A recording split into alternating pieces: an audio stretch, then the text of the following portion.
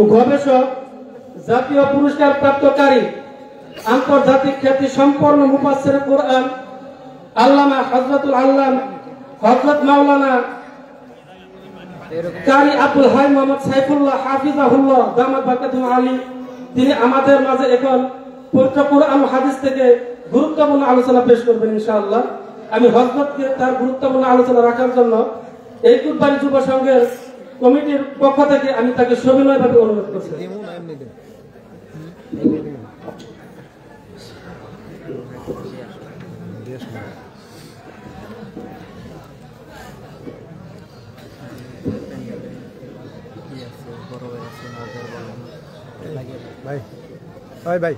আসসালামু আলাইকুম ওয়া রাহমাতুল্লাহি ওয়া বারাকাতুহু।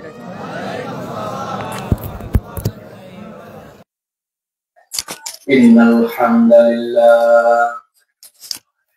হামদুলিল্লাহি নাহমাদুহু ওয়া নাস্তাঈনুহু ওয়া নাস্তাগফিরুহু ওয়া নু'মিnu bihi ওয়া নাতাওয়াক্কালু আলাইহি ونعوذ بالله من شرور أنفسنا ومن سيئات أعمالنا من يهد الله فلا مضل له ومن يضلل فلا هادي له وأشهد أن لا إله إلا الله وحده لا شريك له وأشهد أن سيدنا وحبيبنا وطبيب قلوبنا محمد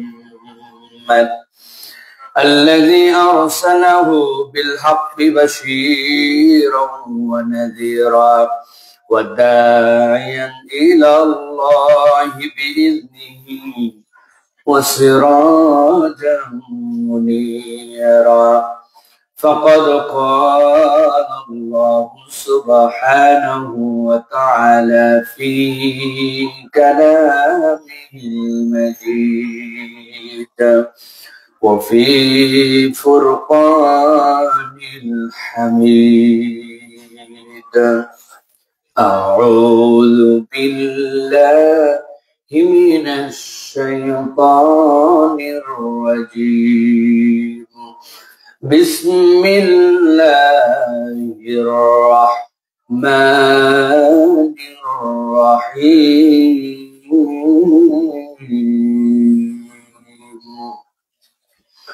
وإنه لتنزيل رب العالمين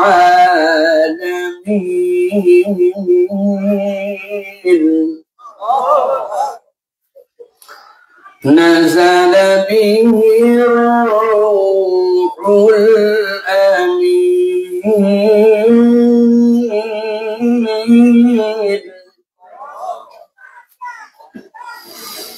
على قلبك لتكون من المنذرين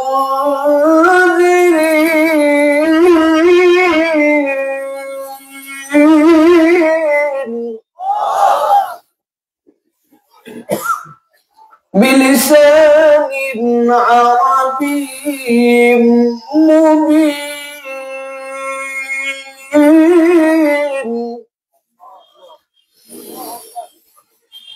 على قلبك لتكون من المنذرين بلسان عربي مبين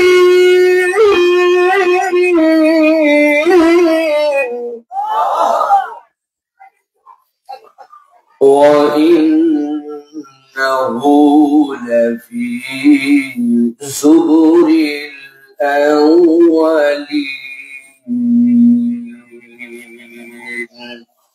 وقال الله سبحانه وتعالى إن الله وملائكته يصلون على النبي يا أيها الذين آمنوا صلوا عليه وسلموا تسليما اللهم صل على محمد وعلى آل محمد كما صليت على إبراهيم وعلى آل إبراهيم إنك حميد مجيد اللهم بارك على محمد وعلى آل محمد كما باركت على إبراهيم وعلى آل إبراهيم إنك حميد مجيد الحمد لله আল্লাহ রাব্বুল আলামিনের কাছে শুকরগুজার হচ্ছি যে আল্লাহ রাব্বুল আলামিন আজকে আমাদেরকে এই কালিয়াকৈর গাজীপুরের অন্তর্গত কোটবাড়ি আদর্শ যুব সংঘের উদ্যোগে দ্বিতীয় বাৎসরিক এই তাফসীরুল কোরআন মাহফিলের আজকের এই সমাপনী অধিবেশনে আমাদেরকে আসার বসার তৌফিক, যোগ্যতা, সুস্থতা, মন মানসিকতা, পরিবেশ পরিস্থিতি দান করেছেন। সে আল্লাহর কাছে আমরা কৃতজ্ঞ হচ্ছি। সকলে বলছি আলহামদুলিল্লাহ। দরুদ এবং সালাম বর্ষিত হোক মানবতার মহান মুক্তির দূত আকায়ে নামদার তাজেদারে মদিনা আপনার আমার প্রিয় রাসূল জনাবে মুহাম্মদুর রাসূলুল্লাহ সাল্লাল্লাহু আলাইহি ওয়াসাল্লামের প্রতি আজকের এই মুবারক মজলিসে সাউন্ডটা ক্লিয়ার হচ্ছে কিনা সবাই একটু জানাবেন। হযরত মাওলানা আব্দুর রহিম নোমানী, ইমাম ও খতিব উপজেলা মডেল মসজিদ গাজীপুর, আজকের মাহফিল পরিচালনা করছেন হাফেজ মাওলানা আবু সাইদ, মাওলানা শরীফুল ইসলাম, হযরত মাওলানা আব্দুস সামাদ, মাওলানা কাউসার আহমেদ সাহেব, প্রত্যেকে আইমায়ে মাসাজিদ এবং সাথে সাথে আজকে এই মাহফিলের যেই সকল ভাইরা এই সংগঠনকে দাঁড় করিয়ে আমাদেরকে দিনই একটা এনভায়রনমেন্ট দেওয়ার জন্য চেষ্টা করছেন, প্রকৌশলী রাশেদুল আলম ভাই এবং আমিনুল ইসলাম ভাই সহ এবং তার বিভিন্ন পর্যায়ের দায়িত্বশীল আমার তরুণ যুবকেরা, মঞ্চপ্রবিষ্ট সম্মানিত এলাকার গণ্যমান্য ব্যক্তিবর্গ, আমার সামনে উপস্থিত সম্মানিত মুরব্বিয়ানে কেরাম, এখন সাউন্ড ক্লিয়ার আছে এটা দেখো তো। এবং আমি শুনে আপ্লুত হয়েছি যে এলাকায় আজকে একটা ব্যতিক্রম ঘটনা যে আমাদের মা বোনেরা যাদের বাড়িতে একাধিক পুরুষ সদস্য নাই, আমার মা বোনেরা প্রস্তাব দিয়েছে তোমরা প্রচুর ওয়াজ শোনো, আজকে বাড়ি পাহারা তোমাদের, আর মহিলারাও ওয়াজ শুনতে আসে। আলহামদুলিল্লাহ। তো এই জন্য আজকে আমরা যারা আসলাম, বসলাম, হাজির হলাম, আল্লাহ রাব্বুল আলামিনের কাছে কৃতজ্ঞ হই যে আল্লাহ আমাদেরকে এরকম একটা আয়োজনে সম্পৃক্ত হওয়ার তৌফিক দান করেছেন। আলহামদুলিল্লাহ। শীতের দিক দিয়েও কিন্তু আজকে একটা চমৎকার ওয়েদার না ভাই? আপনি বিশ্বাসই করতে পারবেন না যে ঢাকা শহরের লোককে যদি আজকে বলা হয় যে এই জায়গায় কথা বললে মুখ দিয়ে ধোঁয়া বেরোচ্ছে, লোকজন কান টুপি পরে আসছে, উপরে সুইটার, এটা ঢাকার লোক বিশ্বাস করবে না আজকে, ঠিক না? ঢাকা লোক লাগবে না, গাজীপুরে বিশ্বাস করবে না, চন্দ্রাতেই বিশ্বাস করবে না। কিন্তু এই যে একটা মনোমুগ্ধকর আশপাশে সুশোভিত, পল্লবিত, সবুজ আয়তীয় যে ওয়েদার, এইটাও কিন্তু একটা চমৎকার আয়োজন। আসলে কড়া শীত না হলে মাহফিল কিন্তু জমে না, তাই না ভাই? একটা শীত হলে পরীক্ষা নেওয়া যায় যে লেপ বাদ দিয়া, বিছনা বাদ দিয়া, আনন্দের জায়গা বাদ দিয়া পলিথিনের উপরে আসে বসা, এটা সকলের নসিবে জোটে না, সবাই পারেও না, ঠিক না? এটার জন্য আলাদা হিম্মত লাগে, এটার জন্য দিলের সাথে কোরআনের সম্পৃক্ততা লাগে, ঠিক না? কোরআনের সাথে সম্পৃক্ততা না থাকলে ওই বান্দার সব আছে কিন্তু তার যে রুহের রিচার্জ, ওই রিচার্জ সিস্টেম নাই। বুঝেন নাই না? দুইটা দিকে বোঝায়, সারা জীবন মনে রাখবেন। এক লোক বাজারে গেছে আপনাদের, যাওয়ার পরে দেখে আর মোবাইল খেলে কান্দে। কি রে মোবাইল কান দেখেন? আপনার এলাকায় মোবাইল কাঁদে হয়? হ্যাঁ, আন্দাজি বলেন না, আগে বুঝা বলেন মোবাইল কেমনে কান্দে? কান্দে। যাওয়ার পরে দেখে মোবাইল শব্দ করতেছে, কি রে মোবাইল খতখত করে কেন? পরে তাকায় দেখো আল্লাহ 10% নিচে চার্জ নামে গেছে। 10% নিচে চার্জ নামলে মোবাইল সিগন্যাল দেয়, আমি কই ওইটাই কান্দা, ঠিক না? তোর খাওয়ারই তো হচ্ছে চার্জ, তাই না ভাই? ঠিক। এখন ও চিন্তা করছে সুবহানাল্লাহ, গতকালকে রাত্রে তো আমি সুন্দর করে চার্জ দিয়া তারপরে সারা রাত খুঁজছিলাম, সকালে চার্জ হয়নি কেন? ঢুকাইছে কাটা উঠে, এদিকেও কানেকশন, কিন্তু পাশে একটা সুইচ ছিল, এটা অন করতে ভুলে গেছে। সুইচ যদি অন করতে ভুলে যায় কানেকশন হবে তো? বুঝে বলেন হবে তো? তার মানে আপনার শুধুমাত্র লাইন ঠিক থাকলে হবে না, ওইটা বিদ্যুতের সাথে সংযোগ থাকা লাগবে। মানুষ তো অনেক আছে, হাতও আছে, কানও আছে, চোখও আছে, নাকও আছে, মাঝে মাঝে নামাজ কালামও পড়ে, কিন্তু রুহের সাথে তার রিচার্জের সম্পর্ক নাই। যার সাথে কোরআন নাই তার সাথে আল্লাহর বান্দা যত বড় হোক রুহানি সম্পর্ক নাই, ঠিক না? বহুত আথারা পাথারা লোক করে। আরেকদল লোক আছে আবার সংযোগ দেয় কিন্তু ভিন্ন ভাবে। আর মোবাইল অ্যান্ড্রয়েড টাইপ সি বুঝেন, কিন্তু মুরব্বী আন্দাজে হওয়া করতেছেন কেন আপনি? আমি টাইপ সি কি বুঝছেন আপনার? ইয়াং যারা তারা টাইপ সি বুঝছো তো ভাই। এখন উনার হট করে চার্জ হচ্ছে না, একজনকে বলছে ভাই চার্জার আছে, বলছে আছে মানে আমার বাড়িতে বহুত চার্জার ডয়ারের ভিতর, খুলে এনে দিছে গোল পিন। কাম হবে তো ভাই? না কাম হবে তো? যেমন তেমন কথাতেও চার্জ হবে না, ওইটা চার্জ হওয়ার জন্য কোরআন সুন্নাহ অনুযায়ী আপনার ওই কোরআনের আলোচনা হওয়া লাগবে, ঠিক না? এই জন্য অনেক যুবক তরুণ দেখবেন মেলায় ঘুরবে, মোবাইল চাপবে, বাগানের ভিতর ঢুকে যায়, মারতেছে, আবার দাঁড়ায় মতে, আছে কিনা? মাহফিলে আসা ঠিক আছে কিনা দেখেন তো। পাক্কা ইমানদার, নামাজ না পড়ে ইমান ঠিক আছে, আছে না ভাই? আলগা পিক আপ নিয়েন না। আপনার মোবাইলে কারেন্ট না থাকবে, চার্জ উঠবে না, আর আপনার নামাজ নেই, আপনার ইমান ঠিক আছে, ইয়ার কি মারেন আপনি? ইয়ার কি মারেন না আপনি? কোরআন হাদিসের কাছে আসেন, কোরআন হাদিস দিয়ে আল্লাহ আল্লাহ রসুল থেকে আপনি দিন বুঝেন। আজকে আমার সাবজেক্ট বলে দেওয়া হয়েছে, this is a good thinking, যে বক্তা তুমি যত জানো তোমার জানার কোনো কাম নেই, যা বলতে বলছে আমরা এলাকার যে ডিমান্ড আছে ওই অনুযায়ী সাবজেক্ট আছে। আরেকটা অনন্য দিক, মাহফিলের জন্য টাইম লেখা আছে, বক্তা 9:30 মানে 9:30, 9:30 মানে 9:31 না 29 না, কথা দেখি না? This a beautiful 2 points. এখানে কোটবাড়ি আদর্শ যুব সংঘ এটা একটা অনন্যতা, তারা ইনশাআল্লাহ আগামীতে অনেক ভালো করবে ইনশাআল্লাহ। ভাইরা, আমি আপনাদের কাছে প্রাথমিকভাবে কোরআনের 4টা আয়াত বলবো, তারপরে আজকের সাবজেক্টের মধ্যে ইনশাআল্লাহ আমরা প্রবেশ করবো। প্রিয় ভাইরা,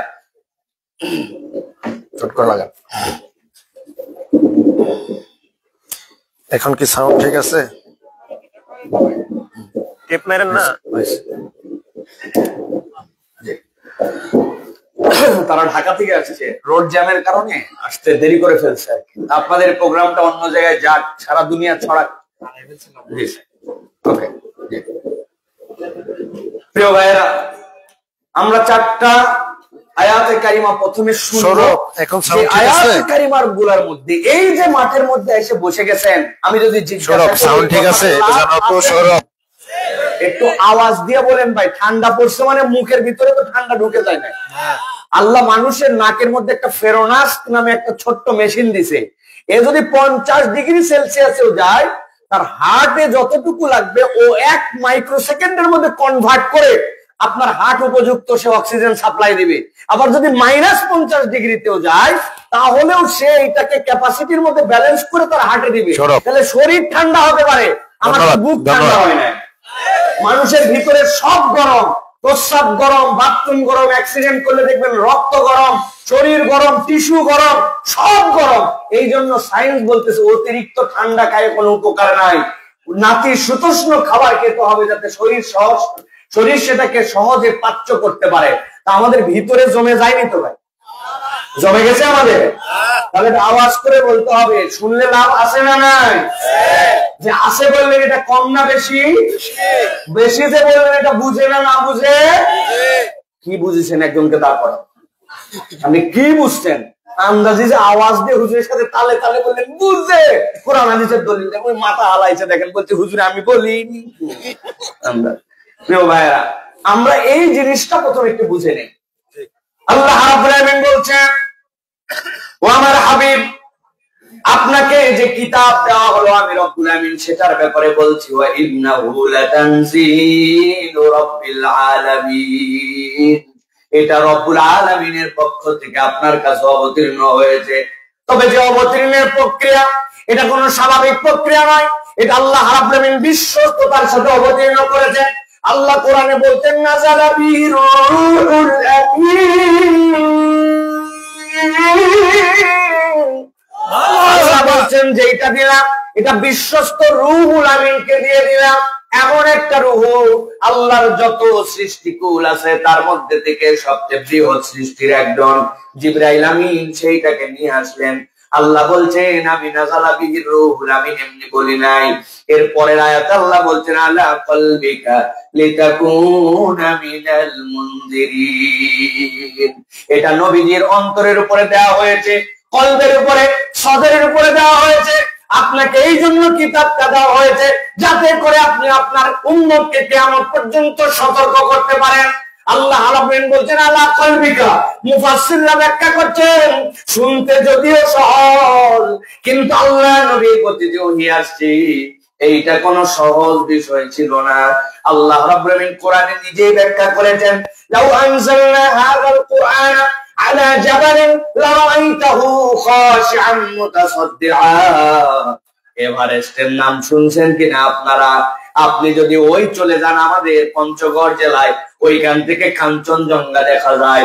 এভারেস্টের শৃঙ্গ এত উপরে, কোন ব্যক্তি যদি তার উপরে উঠে ওই দেশের পতাকা যদি উড্ডীন করে দিতে পারে, তার নাম লেখা হয়ে যায় রেকর্ড বুকে, তার মর্যাদাটা মানুষের কাছে বেড়ে যায়। মানুষ তার এভারেস্ট জয়ের জন্য গল্প শুনতে চায়। আল্লাহ বলতেছেন এইটা যদি এরকম একটা পাহাড়ের উপরেও দেওয়া হতো যেটা এত বিশাল এত উঁচু, আল্লাহ বলছেন আমি আল্লাহ জানি যেহেতু পাহাড়ের স্রষ্টা আমি, এই পাহাড় পর্যন্ত কোরআনের ভার বইতে পারতো না, আল্লাহর ভয়ে থরথর করে কাঁপতে শুরু করতো। আল্লাহু আকবার। মুফাসসিররা ব্যাখ্যা করেছেন আল্লাহ রাব্বুল আলামিন এত বড় বন সৃষ্টি করেছেন, এত বড় ডেজার্ট আছে দুনিয়ার বুকে, বিশাল বড় বড় মরুভূমি আছে, বিশাল সমুদ্র আছে। আল্লাহ সমুদ্রের কথা বললেন না, ডেজার্টের কথা বললেন না, বড় জঙ্গলের কথা আল্লাহ বললেন না। আল্লাহ কেন পাহাড়ের কথা বললেন? মুফাসসিররা গবেষণা করে দেখেছেন আল্লাহ পাহাড়ের একটা ইউনিক পরিচয় দিয়েছেন। আল্লাহ বলছেন ও দুনিয়ার মানুষ, তুমি পাহাড়টা ছোট হোক আর বড় হোক, যদি আল্লাহ কর্তৃক সৃষ্টি ওই পাহাড় হয় তাহলে ওই পাহাড়ের একটা ডেফিনেশন তোমার কাছে দিলাম। আল্লাহ বলছেন ওয়াল জিবালা আউতাদা, পাহাড়কে এমনি এমনি সৃষ্টি করা হয় নাই। তুমি যদি তোমার ঘরের মধ্যে কোন একটা ক্যালেন্ডারকে ঝুলায় রাখতে চাও, তাইলে পেরেকটা যেরকম কেটে দাও, মাথার মধ্যে একটু বেরিয়ে থাকে, ভিতরের দিকে ঢুকানো থাকে। কোন একটা কাঠকে যদি কাঠের সাথে আটকাতে চাও, তাইলে তুমি পেরেক পুড়ে পুড়তে সেই কাঠ কায়া দাও। ওইটার মাথা যেরকম ছোট্ট করে বেরিয়ে থাকে আর ভিতরটা যেরকম ঢুকানো থাকে। আল্লাহ বলছেন তুমি পাহাড়কে নরমাল দেখতে পাও, কিন্তু আমি আল্লাহ বললাম ওয়াল জিবালা আউতাদা, এই পাহাড় নরমাল সৃষ্টি নয়, উপর দিকে যতখানি নিচের দিকে ততখানি ঢুকানো।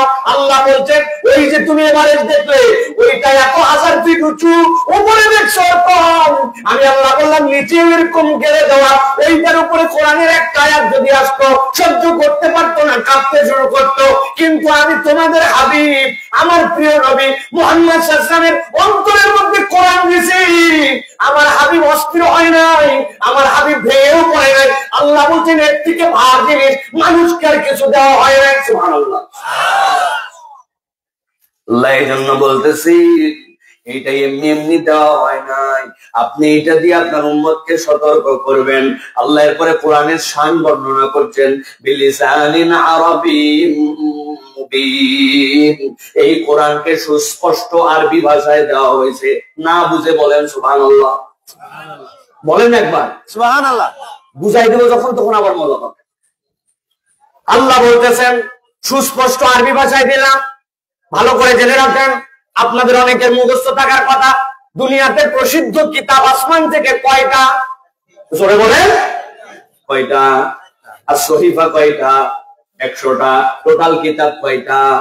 104টা। কোরআন ছাড়া 103টা যেই কিতাব আল্লাহ রাব্বুল আমিনের বিধান ছিল, কিন্তু আল্লাহ রাব্বুল আমিনের কাছ থেকে যখন দুনিয়ায় আসছে আল্লাহ এটাকে ট্রান্সলেট করে অনুবাদ করে পাঠাইছেন।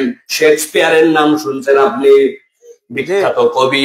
এখন আপনি তো ওই শেক্সপিয়ারের কবিতা পড়তে পারেন না, ওইটা কেউ একজন বাংলায় অনুবাদ করে আপনাকে দিয়েছে, পড়ে পড়ে বলতেছেন মাশাআল্লাহ বিরাট বড় লেখক। আবার আমাদের দেশের কবি ধরেন নজরুল ইসলামের বিদ্রোহী কবিতা, ওই বিদ্রোহী কবিতা যখন আমি পড়ি, যে স্পিড আমি পাই, ওইটা যদি একজন অন্য ভাষাভাষীর কাছে পড়ে শোনানো হয়, ও কিন্তু সেই স্পিড পাবে না। তাকে অনুবাদ করে দেওয়ার পরেও সেইটার কাছাকাছি অর্থটা তার হৃদয়ের মধ্যে এইরকম ভাষায় কিন্তু দেওয়া সম্ভব নয়। 103টা কিতাব দুনিয়ায় আসছে, সবগুলো আল্লাহর পক্ষ থেকে, কিন্তু রব্বুল আলামিন ওইগুলাকে ওই জনপদের জন্য ট্রান্সলেট করে করে ওই জনপদের যে ভাষাভাষী ছিল তার উপযুক্ত করে ওই পয়গম্বরের যে ভাষা ছিল সেই রকম করে প্রেরণ করেছেন। একমাত্র কোরআন কালামুল্লাহ, লুগাতুল্লাহ, আল্লাহ কোন ট্রান্সলেট করেন নাই। এটাই জান্নাতীদের ভাষা, এটাই আল্লাহর ভাষা, এটাই ফেরেশতাদের ভাষা। আল্লাহ বলছেন বিলিসানিন আরাবিয়্যিম মুবিন, সুস্পষ্ট আরবি ভাষাতে আমি তোমার জন্য কোরআন দিয়েছি। সুবহানাল্লাহ, সুবহানাল্লাহ। আল্লাহ এরপরে বলতেছেন ওয়া ইন্নাহু লাফি সুবুরিল আউয়ালিন।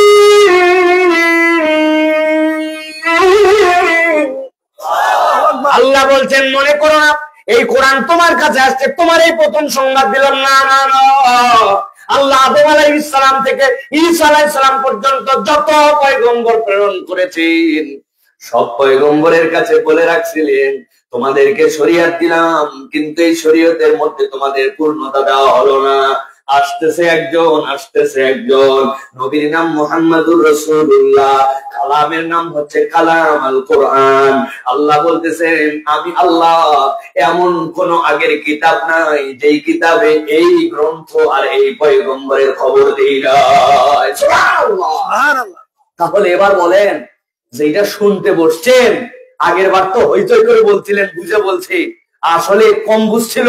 এখন বলেন কত দামি কিতাব, কত দামি আলোচনায় বসছি আমরা, ঠিক না?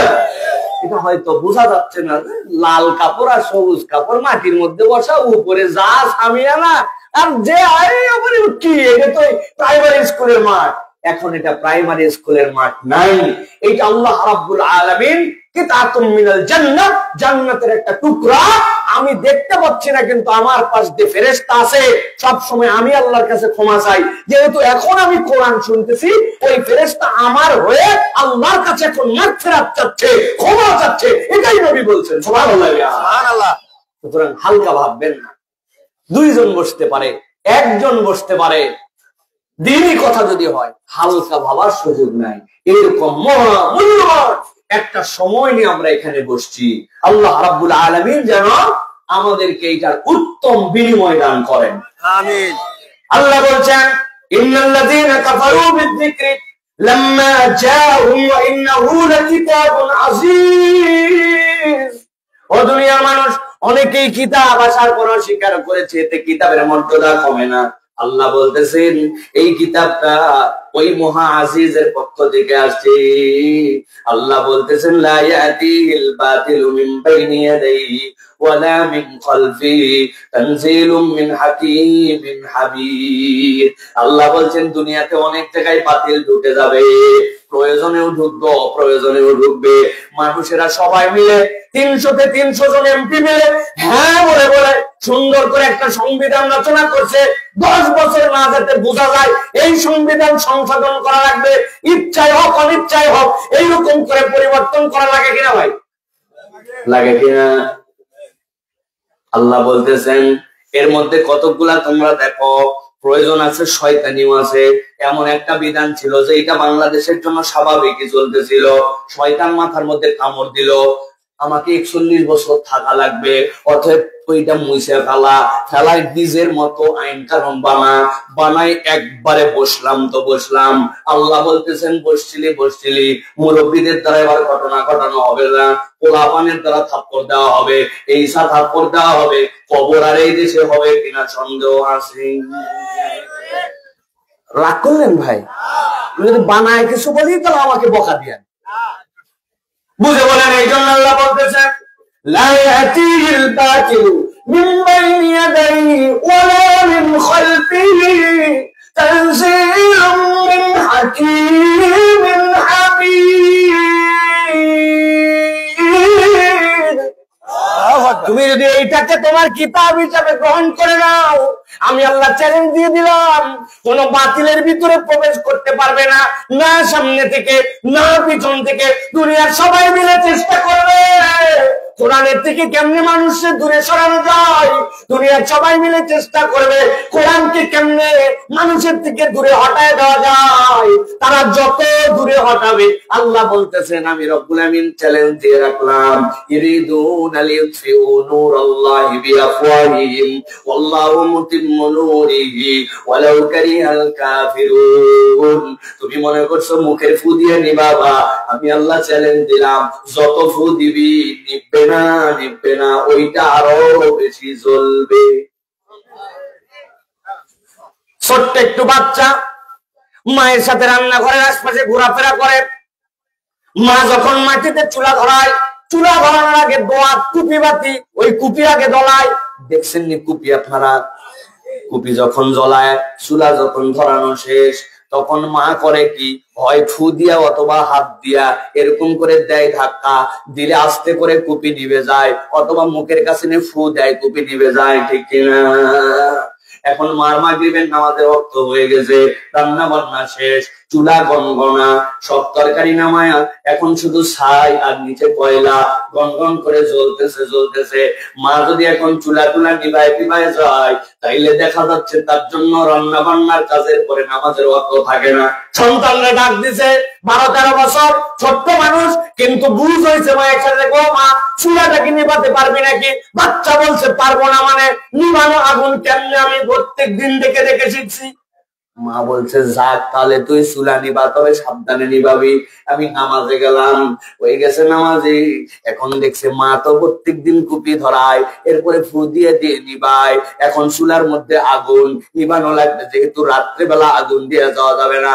ও খানিকক্ষণ মুখ দিয়ে ফু দিছে, দেখে অত দূর কাজ হয় না, গনগন করে। খানিকক্ষণ পরে চিন্তা করছে মনে হয় এইভাবে ফু দিলে হবে না। পাশে একটা বাঁশের ফুকনি ছিল, ফুকনি নিয়ে চুলার গোড়ার মধ্যে নিয়ে চুলা নিবানোর জন্য, বুঝে থাকলে বলেন গাজীপুরের মুসলমান, চুলা কি নিববে নাকি যাও ছিল আরো জ্বলবে? আমার আল্লাহ বলছেন দুনিয়ায় যদি এরকম হয়, আমি আল্লাহ বললাম ও দুনিয়ার মানুষ ভালো করে বোঝো, তুমি কোরআনকে নিবানোর জন্য নানান কৌশল করবে, ফিলিস্তিনকে মারার চেষ্টা করবে, দুনিয়ার বুকে মুসলমানদেরকে আক্রমণ করবে, কিন্তু যেই জায়গায় তুমি মুসলমানকে মারবে, কোরআনের বিপক্ষে যাবে, তোমরা সবাই মিলে মিলিয়ন টাকা খরচ করে ইসলামের যে প্রচার করতে পারতে না, গাজার 40,000 মুসলমানকে মেরে পুরো পৃথিবীতে ইসলামের বিপ্লব হয়েছে। ওরা দুনিয়াতেও বিজয়ী, পরকালেও বিজয়ী।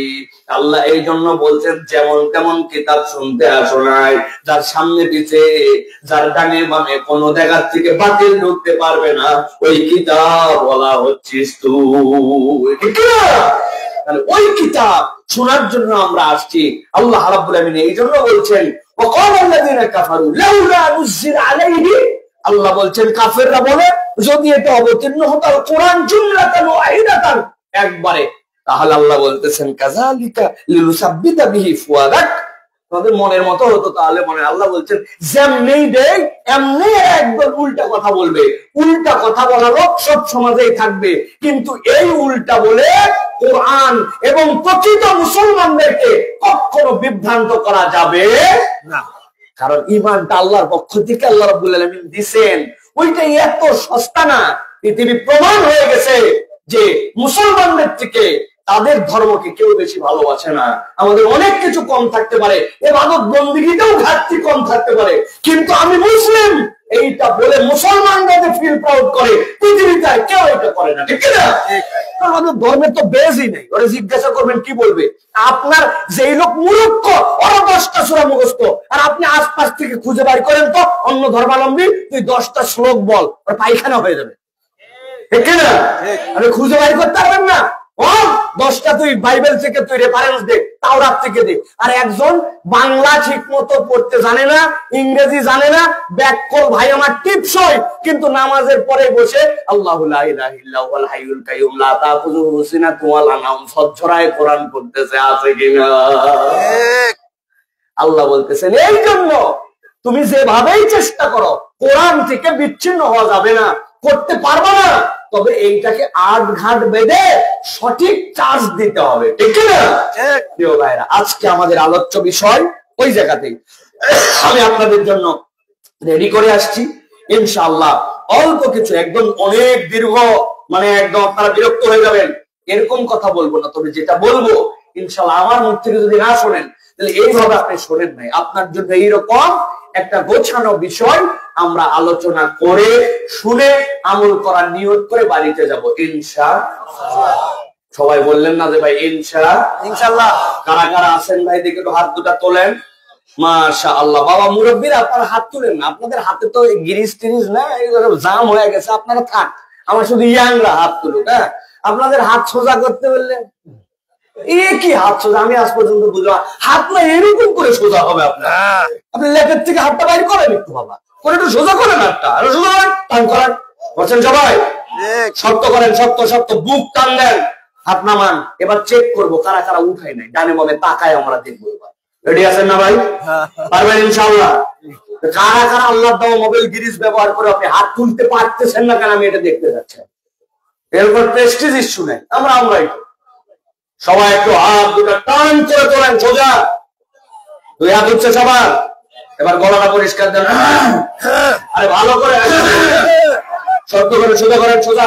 এবার একটু নড়াচড়া দেন, নড়াচড়া দেন। বাইরে যারা আছেন আমাদের সাথে না, আপনারা না হাত তোলেন না কেন? আপনারা চাচা কি হয়েছে আপনার? সাইকেল ধরে আছেন নাকি বাম হাতে? হাত সোজা করেন, সোজা করেন, করছেন সবাই, গলাটা পরিষ্কার দেন। হাত সোজা হয়েছে, এবার বুক বরাবর নেই বরাবর। এবার একটা আকাশ বাতাস মুখরিত করে তাকবীর দিতে হবে। গাছপালা, চন্দ্র, সূর্য সবাই যেন বুঝতে পারে যে আজকে এই জায়গায় কোটবাড়ি আদর্শ যুব সংঘের উদ্যোগে একদল উদ্যমী মানুষ আল্লাহর জন্য মাঠের মধ্যে আসছে। পারবেন ইনশাআল্লাহ? ইনশাআল্লাহ। বুক বরাবর হাত নামাইছেন, বুকে করেন হাত, বুকে হাত, হ্যাঁ বুকের নিয়ে বরাবর মজবুত করে।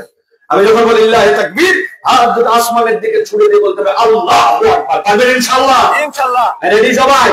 মুখের বান্ধন ছুটান, মুখের বান্ধন করেন। রেডি আছেন সব? এখানে তাকবীর দেন, লিল্লাহি তাকবীর, আল্লাহু আকবার, লিল্লাহি তাকবীর, আল্লাহু আকবার। আল কোরআনের আলো ঘরে ঘরে জালো, আল হাদিসের আলো ঘরে ঘরে জালো। তোমার নেতা আমার নেতা, তোমার নেতা আমার নেতা, আলে ওলামা যেখানে আমরা আছি সেখানে, আল্লাহর আইন যেখানে আমরা আছি সেখানে, গান বাজনা যেখানে আমরা নাই সেখানে, কোরআন সুন্নাহর বিরোধিতা যেখানে, লিল্লাহি তাকবীর, আল্লাহু আকবার।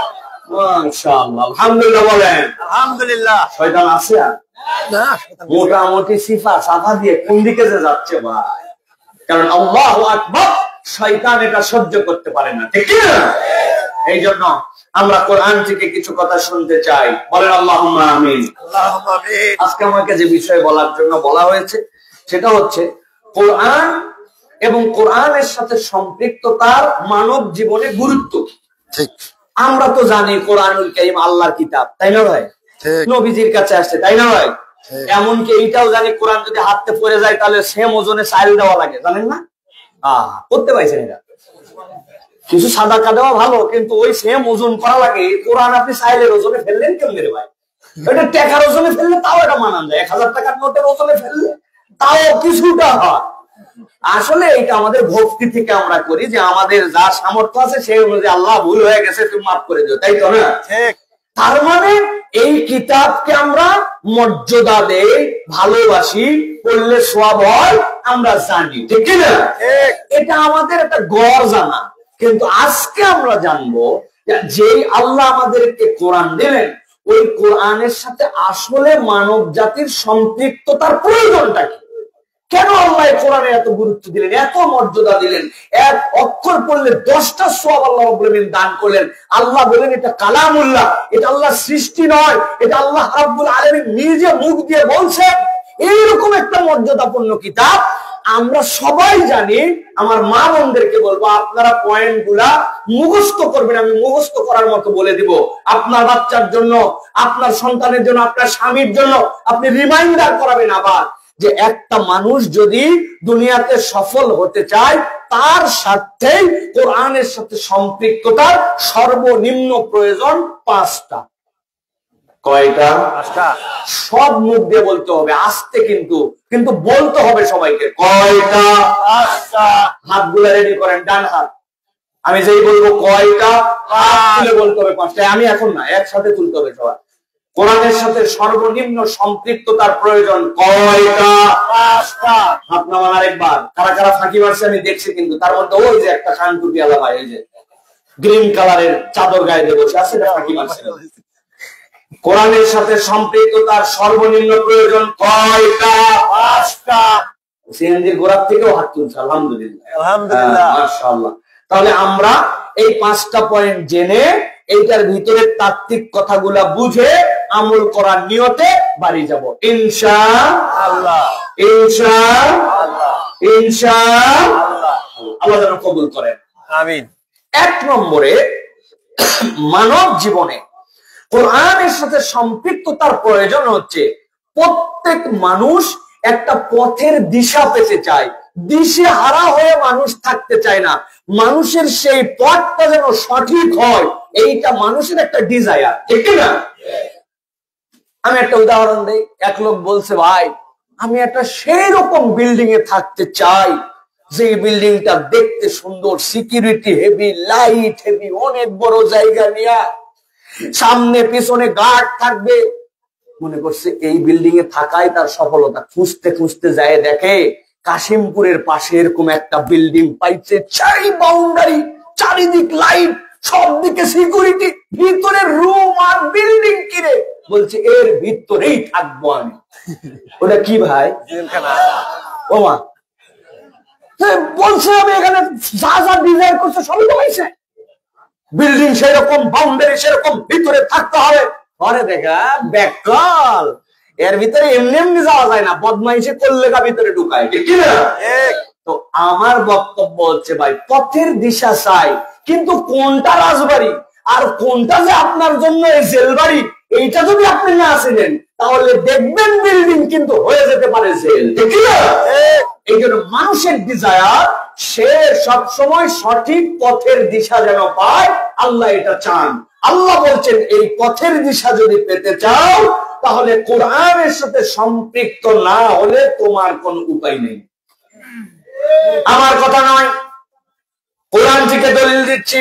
সূরা ইব্রাহিম, আল্লাহ রাব্বুল আলামিন নবীজিকে বলছে, আলিফ লাম রা কিতাবুন আনসালনাহু ইলাইকা লিতুখরিজান নাসা মিনাজ যুলুমাতি ইলান নূর। ও আমার হাবিব, আপনার প্রতি এমন কিতাব দেওয়া হলো যেটার আয়াতগুলো প্রধানত 2 ভাগে বিভক্ত, আয়াতুল মুতাশাবিহাত আর মুহকামাত। এমন আয়াত যেটার অর্থ দুনিয়ার কেউ বলতে পারে না।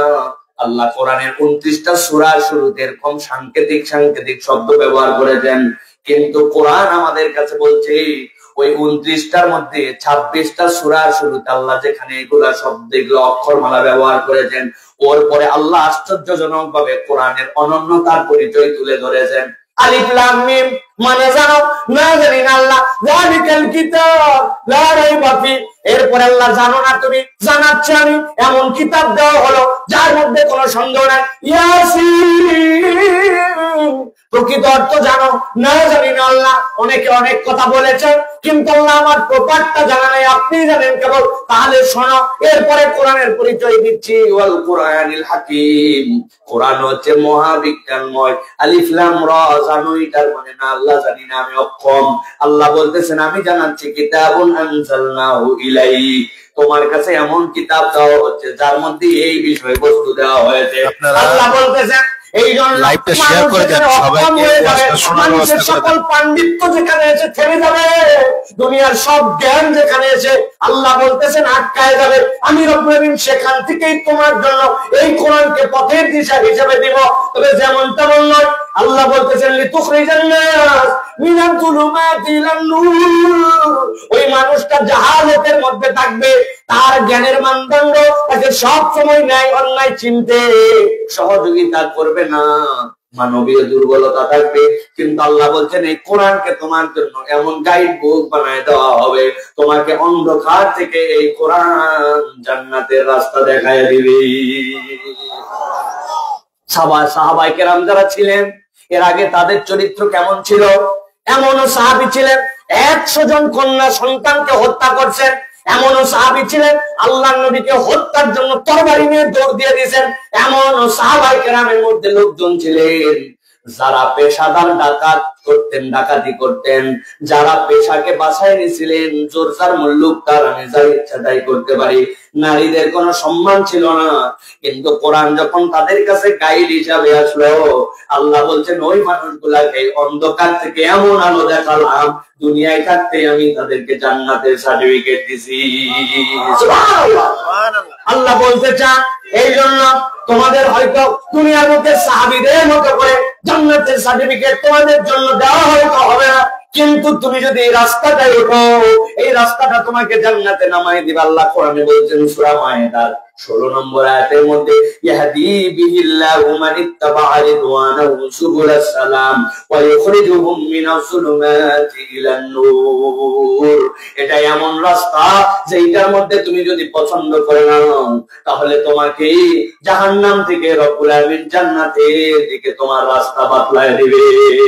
সুবহানাল্লাহ, সুবহানাল্লাহ। সবাই ডাকবে তার আদর্শের দিকে, তুমি কালমাস করে যাও। বিরাট হেনতেন ছিলেন, এমন অর্থনীতি দিছিল রাশিয়ায়, সেটা এখন থুতু দিয়ে উগলায় ফালায় দিতেছে, পতন হয়ে গেছে। জাপান এক সময় সিদ্ধান্ত নিয়েছিল যে তারা যাদেরকে শ্রমিক হিসাবে নিবে কোম্পানিতে, তাদেরকে একদম সারা জীবনের জন্য নিবে, এমন ভাবে সুযোগ সুবিধা দিবে যে তারা ওই কোম্পানির জন্য জান প্রাণ দিয়ে কাজ করবে। এক সময় এটা বিরাট বড় ফ্রুটফুল ছিল, কারণ যেগুলারে নিছিল ওদের ওই 25 থেকে 30 ছিল, ওই লোকগুলো 50-60 পর্যন্ত চূড়ান্ত সার্ভিস দিয়ে টয়োটা, বিভিন্ন গ্রুপ, সনির ওয়াকম্যান, এইগুলা নানান কিছু বানায় পুরা পৃথিবী কাঁপাইছে। কিন্তু যে এইগুলার বয়স হয়ে গেছে 65+, ওরা দেখছে আরে পলিসি তো ভুল করছি, এখন জাপানের অর্থনীতি পৃথিবীর সবচেয়ে ডাউনের দিকে যাওয়ার অর্থনীতি, ওদের অর্থনীতি আর দাঁড়ায় না। কারণ কি, পলিসি যেটা নিছিল ওই পলিসি ওই সময়ের জন্য পারফেক্ট, পরে কাজ করে নাই। আর আল্লাহ বলছেন আমার পলিসি হচ্ছে তোমাদের জন্য 1450 বছর আগেও যেটা ফ্রুটফুল ছিল, তুমি আসবা জান্নাতের রাস্তায় ওঠার জন্য, এই কোরআন কিয়ামত পর্যন্ত তোমাকে জান্নাতের রাস্তা দেখাবে। সুবহানাল্লাহ। পণ্ডিতি করলে মরণ হবে, পণ্ডিতি চলে না। এই দুনিয়াতেই আমাদের অনেক পণ্ডিতি আমাদের কাছে শেষ হয়ে গেছে, আমরা নিজেরা সব কিছু বুঝিও না, ভাব নেই কিন্তু বুঝি না। ও ভাই, টিভি চালান না ভাই, এসি চালান না, এইখান থেকে যে পক পক করে টুইট করে চাপ দিচ্ছেন আর ওখানে হচ্ছে, আপনি মনে করছেন আরে বাবা রে বাবা রিমোট আছে হয়ে যাচ্ছে, কেমনে হচ্ছে? এর মধ্যে যে একটা আলো যায়, এই আলোই তো আপনি চোখ দিয়ে দেখতে পান না, ওটার হাতের সামনে এরকম করে ধরেন দেখি, ধরে এর করে চাপ দিয়ে কাজ করে কিনা, আপনার হাত বের করতে পারে না, তার মানে কোন একটা আলো যায়, ইনফ্রারেড একটা আলো আছে এর সাথে, আপনি তো ওইটাই বুঝতে পারতেছেন না, অথচ চাপে যাচ্ছেন। আপনার জ্ঞান এই জায়গাতেই সীমাবদ্ধ। কুত্তারে নিয়ে আসছে, খেলাধুলা হবে আশপাশে চেক কর, কুত্তা মানুষের থেকে 1000 গুণ বেশি নাকের মধ্যে তার সুগন্ধির ক্ষমতা নেওয়ার ক্ষমতা আছে। মানুষের যদি ক্ষমতা থাকতো হুদা কুত্তা পুষবে কেন? এটা আবিষ্কার করতো, কুত্তার নাকে যা পাওয়ার আছে, এরপরে সুগাতো আর বাড়াতো। তার মানে কুত্তার থেকেও ওই প্রযুক্তি এখন পর্যন্ত কনভার্ট করতে পারি নাই। আমি মানুষ তো এখানে অক্ষম, কুত্তার কাছে অক্ষম। হাতি আমার থেকে অনেক বেশি শোনে, একটা বাঘ শিকারের জন্য অনেক তার রেঞ্জ, তার ফ্রিকোয়েন্সি অনেক পাওয়ারফুল। হাতি যা শোনে, আমার যদি আবিষ্কার করার ক্ষমতাই থাকতো, হাতির কান গবেষণা করে হুবহু পাওয়ারফুল, পারবে না। আল্লাহ বলতেছেন এগুলা সব জায়গায় মানুষের সীমাবদ্ধতা আছে। তোমার জ্ঞান কম দিছি, সেই আল্লাহ আমি বললাম তুমি কিয়ামত পর্যন্ত যত সংবিধান, যত প্রক্রিয়া বাস্তবায়ন করতে চাও, তোমারটা সফল হবে না। তুমি যদি পথের দিশা করতে চাও, কোরআন ছাড়া তোমার কোনো বিকল্প নাই, ঠিক না? বলি তো ঠিক, কিন্তু কাজের খেলাই নাই, ওইটাও ঠিক। কোরআন শরীফ আপনার কি অবস্থা? সূরা কারাত বলছে বা বয়স হয়ে গেছে, দেখি দাঁত নাই আর কেমনে সা উচ্চারণ করবো, এই জন্য গড়ে পড়তায় বার করে দিচ্ছে। অথচ এক সাহাবী 130 বছর বয়সে ঈমান আনছেন, হযরত সালমান ফারসি রাদিয়াল্লাহু তাআলা আনহু। এরপরে কোরআন কেবল পড়েনি নাই, তার কোরআন শুনে ওমর রাদিয়াল্লাহু টানছেন, তিনি 130 বছর বয়সে পারস্যের মানুষ, ফার্সি ভাষাভাষী, উনি কোরআন পড়লো। আমার 60 বছরে বললাম ঠিক, কিন্তু আমি কোরআন আজ পর্যন্ত শুদ্ধ করলাম না। চায়ের দোকানে সময়ের আমার অভাব নাই, আড্ডাতে সময়ের অভাব নাই, ফাও মোবাইলে অভাব নাই, মুরব্বীরা পর্যন্ত এখন ইউটিউবার খেলাতে ব্যস্ত রে ভাই, কিন্তু কোরআনের সাথে আমাদের কোনো সম্পৃক্ততা নাই। রাগ করতেছেন ভাই? একটু বুঝে বলেন, রাগ করতেছেন? আমি আপনাদের পায়ে হাত দিয়ে অনুরোধ করি, একটু রাগ করেন। মানুষ রাগ করে অনেক সময় অনেক কিছু করে, আপনার রাগ হন। সাইফুল্লাহ ভাই এরকম করে বলে গেল, আমরা আগামী রমজানের আগে কোরআন ঠিক করব। কোথার থেকে হুজুর লাগবে, কয় হাজার টাকা লাগবে, সেটা আমার কোন সময় আমি বুঝি না, চেষ্টা করে দেখি। আল্লাহ বলছেন জিকির হিসাবে কোরআনকে আমি সহজ করছি, বান্দা চেষ্টা করলে অবিশ্বাস্য ভাবে কোরআন শিখে ফেলতে পারে। সুবহানাল্লাহ। টিপসই দেওয়া লোক, হ্যাঁ, পাসপোর্টে টিপসই দিত আগে, এখন তো তাও মিশামিশি যেমনি হোক অক্ষর নাসিরি করার সই দেওয়াই লাগবে। এই অক্ষর জ্ঞানহীন মূর্খ এই লোক যে পড়তে পারে না, বাংলা জানে না, কিচ্ছু জানে না, ওই লোক এরকম আপনি খুঁজে পাবেন কি সুন্দর করে কোরআন কারীম তেলাওয়াত করে, আছে না? আল্লাহ বলছেন এটা আমার পক্ষ থেকে নিয়ামত। তাহলে তুমি যে হেদায়েতের দিশা হিসেবে কোরআন নিবে, প্রথমে তো তোমাকে জ্বালাতে হবে বাত্তিটা, এরপরে ফোর্স দিবে না, বাড়াবে না, কমাবে। তুমি তো জ্বালাওই নাই। তাহলে এটা প্রথম পাঠ যে কোরআনের সাথে আমাদেরকে সম্পৃক্ত হতে হবে। আগামী রমজান আসতে আজকে থেকে 18 ফেব্রুয়ারি যদি রোজা হয়, তাহলে আজকে 20 নভেম্বর, নভেম্বর 20, ডিসেম্বর 20 এক মাস, ডিসেম্বর 20, জানুয়ারি 20 এক মাস, জানুয়ারি 20, ফেব্রুয়ারি 20 এক মাস, 90 দিন সময় আছে। আপনি যদি প্ল্যান করেন আল্লাহ এবার রমজানে কোরআন নিয়ে ঢুকবো, আল্লাহ আপনাকে ইনশাআল্লাহ কামিয়াব করে দিবেন। আপনার শুধু একটু চেষ্টা করা দরকার, ঠিক কিনা? রাজি আছেন? কোটবাড়ি আদর্শ যুব সংঘ সামনে নিয়োগ করছে, তারা একটা মাদ্রাসা খুলবে। আমি বলবো ওই মাদ্রাসার পাইলট প্রজেক্ট আগে শুরু করেন। আপনার আশপাশের মসজিদে বয়স্কদের জন্য, মহিলাদের জন্য, শিশুদের জন্য আপনারা কোরআন শিক্ষার কার্যক্রম চালু করেন। মুরব্বীদেরকে ধরে বলবেন আপনার সময় যখন আমাদের সময় তখন, সময়ের হাজত খবরদার দেখাবেন না আল্লাহর কাছে। সময়ের স্রষ্টা আল্লাহরে আপনি সময়ের দেখান হাজত, এইটা যেন দেখাবেন না। আপনি যেই সময় বাদ এশা, বাদ মাগরিব, বাদ ফজর, বাদ জোহর, রাত 12টা, ফজরের আগে কোন সময় পড়বেন আশা লাগবে, ঠিক না? পারবেন ইনশাআল্লাহ। ইমাম সাহেবের একটুখানি মুসল্লিদেরকে বসায় বলবেন আজকে দরজা জানলা বন্ধ, বাইরে কেউ শুনতেছে না, সূরা ফাতিহাটা পড়েন তো চাচা, বহুদিন আমার পেছনে আপনি নামাজ পড়ছেন, আজকে সূরা ফাতিহা টন সূরা ফাতিহা পড়ে ইভালুয়েট করবেন যে হ্যাঁ চাচার সূরা ফাতিহার মধ্যে মাত্র 72টা ভুল আছে, আবার কারো আছে 60টা, আবার কারো নাই। এরকম করে ইভালুয়েট করে একটা গ্রুপ বানায় কোরআন শিখতে হবে, তাহলে আজকের ওয়াজ কাজ দিবে। এক নম্বরে কোরআন তাহলে আমাদেরকে পথের দিশা দিবে, মুখস্থ করেন। আল্লাহ রাব্বুল বলছেন কোরআনের সাথে সম্পৃক্ততার জন্য দ্বিতীয় যেটা তোমাদের জন্য আল্লাহর পক্ষ থেকে নির্দেশনা। আল্লাহ বলছে দুনিয়ায় কোনো মানুষ যদি তার জীবনের উদ্দেশ্য জানতে চায়, কোরআন ছাড়া প্রকৃত তাকে জীবনের উদ্দেশ্য কেউ বলে দেয় না। কারো কারো জীবনের উদ্দেশ্য ভাড়া সিএনজি চালাবো, নিজে একটা সিএনজির মালিক হওয়া লাগবে, প্রবাসে যেতে হবে, উমুক করতে হবে, তুমুক করতে হবে। জীবনে আমাদের বিভিন্ন ধরনের উদ্দেশ্য আছে। বাচ্চা কাচ্চাকে যদি জিজ্ঞাসা করেন এই বাচ্চা বলতো তোর জীবনের উদ্দেশ্য কি, ওর বাপ হয়তো বলছে তোরে ডাক্তার হওয়া লাগবে, পরে কমার্সে কিন্তু মুখস্থ বিদ্যায় বলছে আমার ডাক্তার হওয়ার ইচ্ছা। বুঝে থাকলে বলেন কমার্সের থেকে বাংলাদেশে ডাক্তার হওয়া যায় তো না, যায় না? তার মানে জীবনের উদ্দেশ্য সে জানে না। আল্লাহ বলছেন ইমানদার তোমার জীবনের উদ্দেশ্য কোরআন তোমাকে শিখাবে। কেমনে শিখাবে? দুইটা আয়াত বলবো, ঠান্ডা মাথায় বোঝেন। আল্লাহ বলছেন আল্লাযী খালাকাল মাউতা ওয়াল হায়াতা লিয়াবলুয়াকুম আইয়ুকুম আহসানু আমালা। আল্লাহ বলছেন দুনিয়ার মানুষ আমি তোমার জন্য মৃত্যু আগে সৃষ্টি করছি, এরপরে তোমাকে জীবন দিলাম। মৃত্যু আগে বলার আল্লাহর কারণ আছে। দুনিয়াতে একটা পণ্ডিত ছিল, তার নাম ছিল জনাব ফেরাউন, ছিলেন তো? নাম শুনছেন? নিজেকে বলছিল আনা রাব্বুকুমুল আলা। মুসা আলাইহিস সালাম এসে বলছিলেন তুমি যদি রবই বড় হও তাহলে দুইটা জিনিস দেখাও।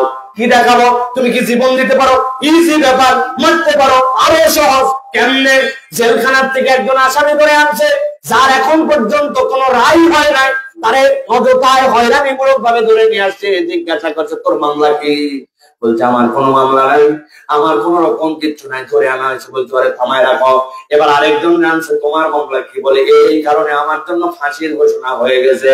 বলছে কবে? আজকে ফাঁসি। একটা সাথে সাথে ঘোষণা দিছে, যেই ব্যক্তির ফাঁসি ছিল তাকে আমি মুক্ত করে দিলাম। মুসা দেখছো নাকি, ফাঁসির আসামির আমি জীবন দিলাম, তার আমি রব না তোকে? পরেরটা দেখাইছে তোমার কোনো তার বাস বিচার নাই, কোনো এখন পর্যন্ত কোর্টে মামলা ওঠে নাই, নিরাপরাধ মানুষ, হাতে তলোয়ার ছিল, এক কোপে কল্লার থেকে ধর আলাদা করছে, জীবন দিছে, একটা মারছি আমি। এখন বল বেটা, আমার থেকে বড় রব আছে নাকি?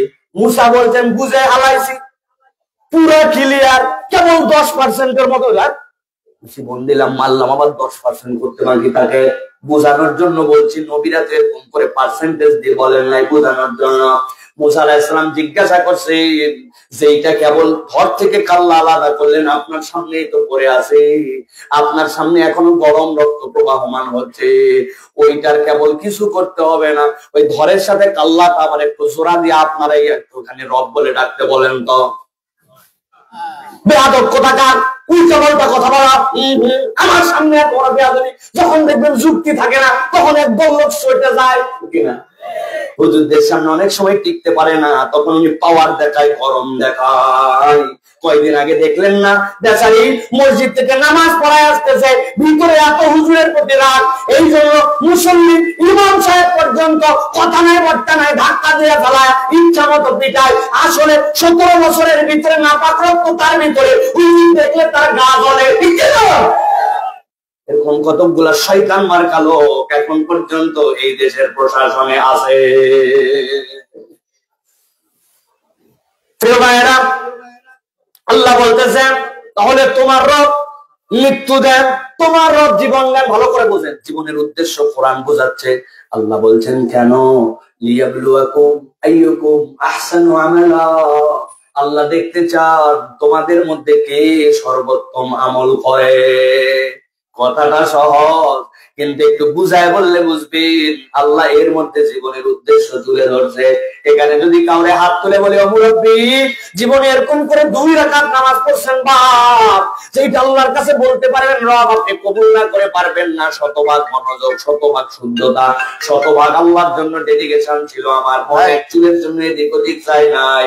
একজন লোক বলা কঠিন যে নামাজ আছে যেটা আল্লাহ কবুল না করে পারে না, তার মানে 2 রাকাত নামাজও আমার জন্য পারফেক্ট নিবেদন নাই, একটা রোজা নাই, কিচ্ছু নাই। এখন আল্লাহ যদি বলতেন আমার বান্দা আমার কাছে আসার পরে পারফেক্ট ছাড়া আমি কিচ্ছু গ্রহণ করব না, বলেন তো আল্লাহর কাছে আমাদের কি নিয়ে দাঁড়ানো লাগতো? আল্লাহ বলছেন বান্দা পারফেক্টটা তুই পারবে না আমি জানি, এই জন্যই বলছি আইয়ুকুম আহসানু আমালা, প্রচেষ্টাটা করছিস কিনা উত্তম ভাবে, আমি ওইটা দেখেই কবুল করে নিব। তেলাওয়াত শুদ্ধ করার মধ্যে আছি, কিন্তু এখনো শুদ্ধ হয় নাই। আমাদের দাঁড়ানো মাত্র দোকানে মন চলে গেছে, বাজারে গেছে, বইয়ের সাথে ঝগড়া করছিলাম সেই দিকে গেছে, কিন্তু আবার মনে হওয়া মাত্র লাইন মতো আসছি, মনোযোগ আসে না বলে নামাজ বাদ দেই নাই। আল্লাহর জন্য চেষ্টা করতেই আছি।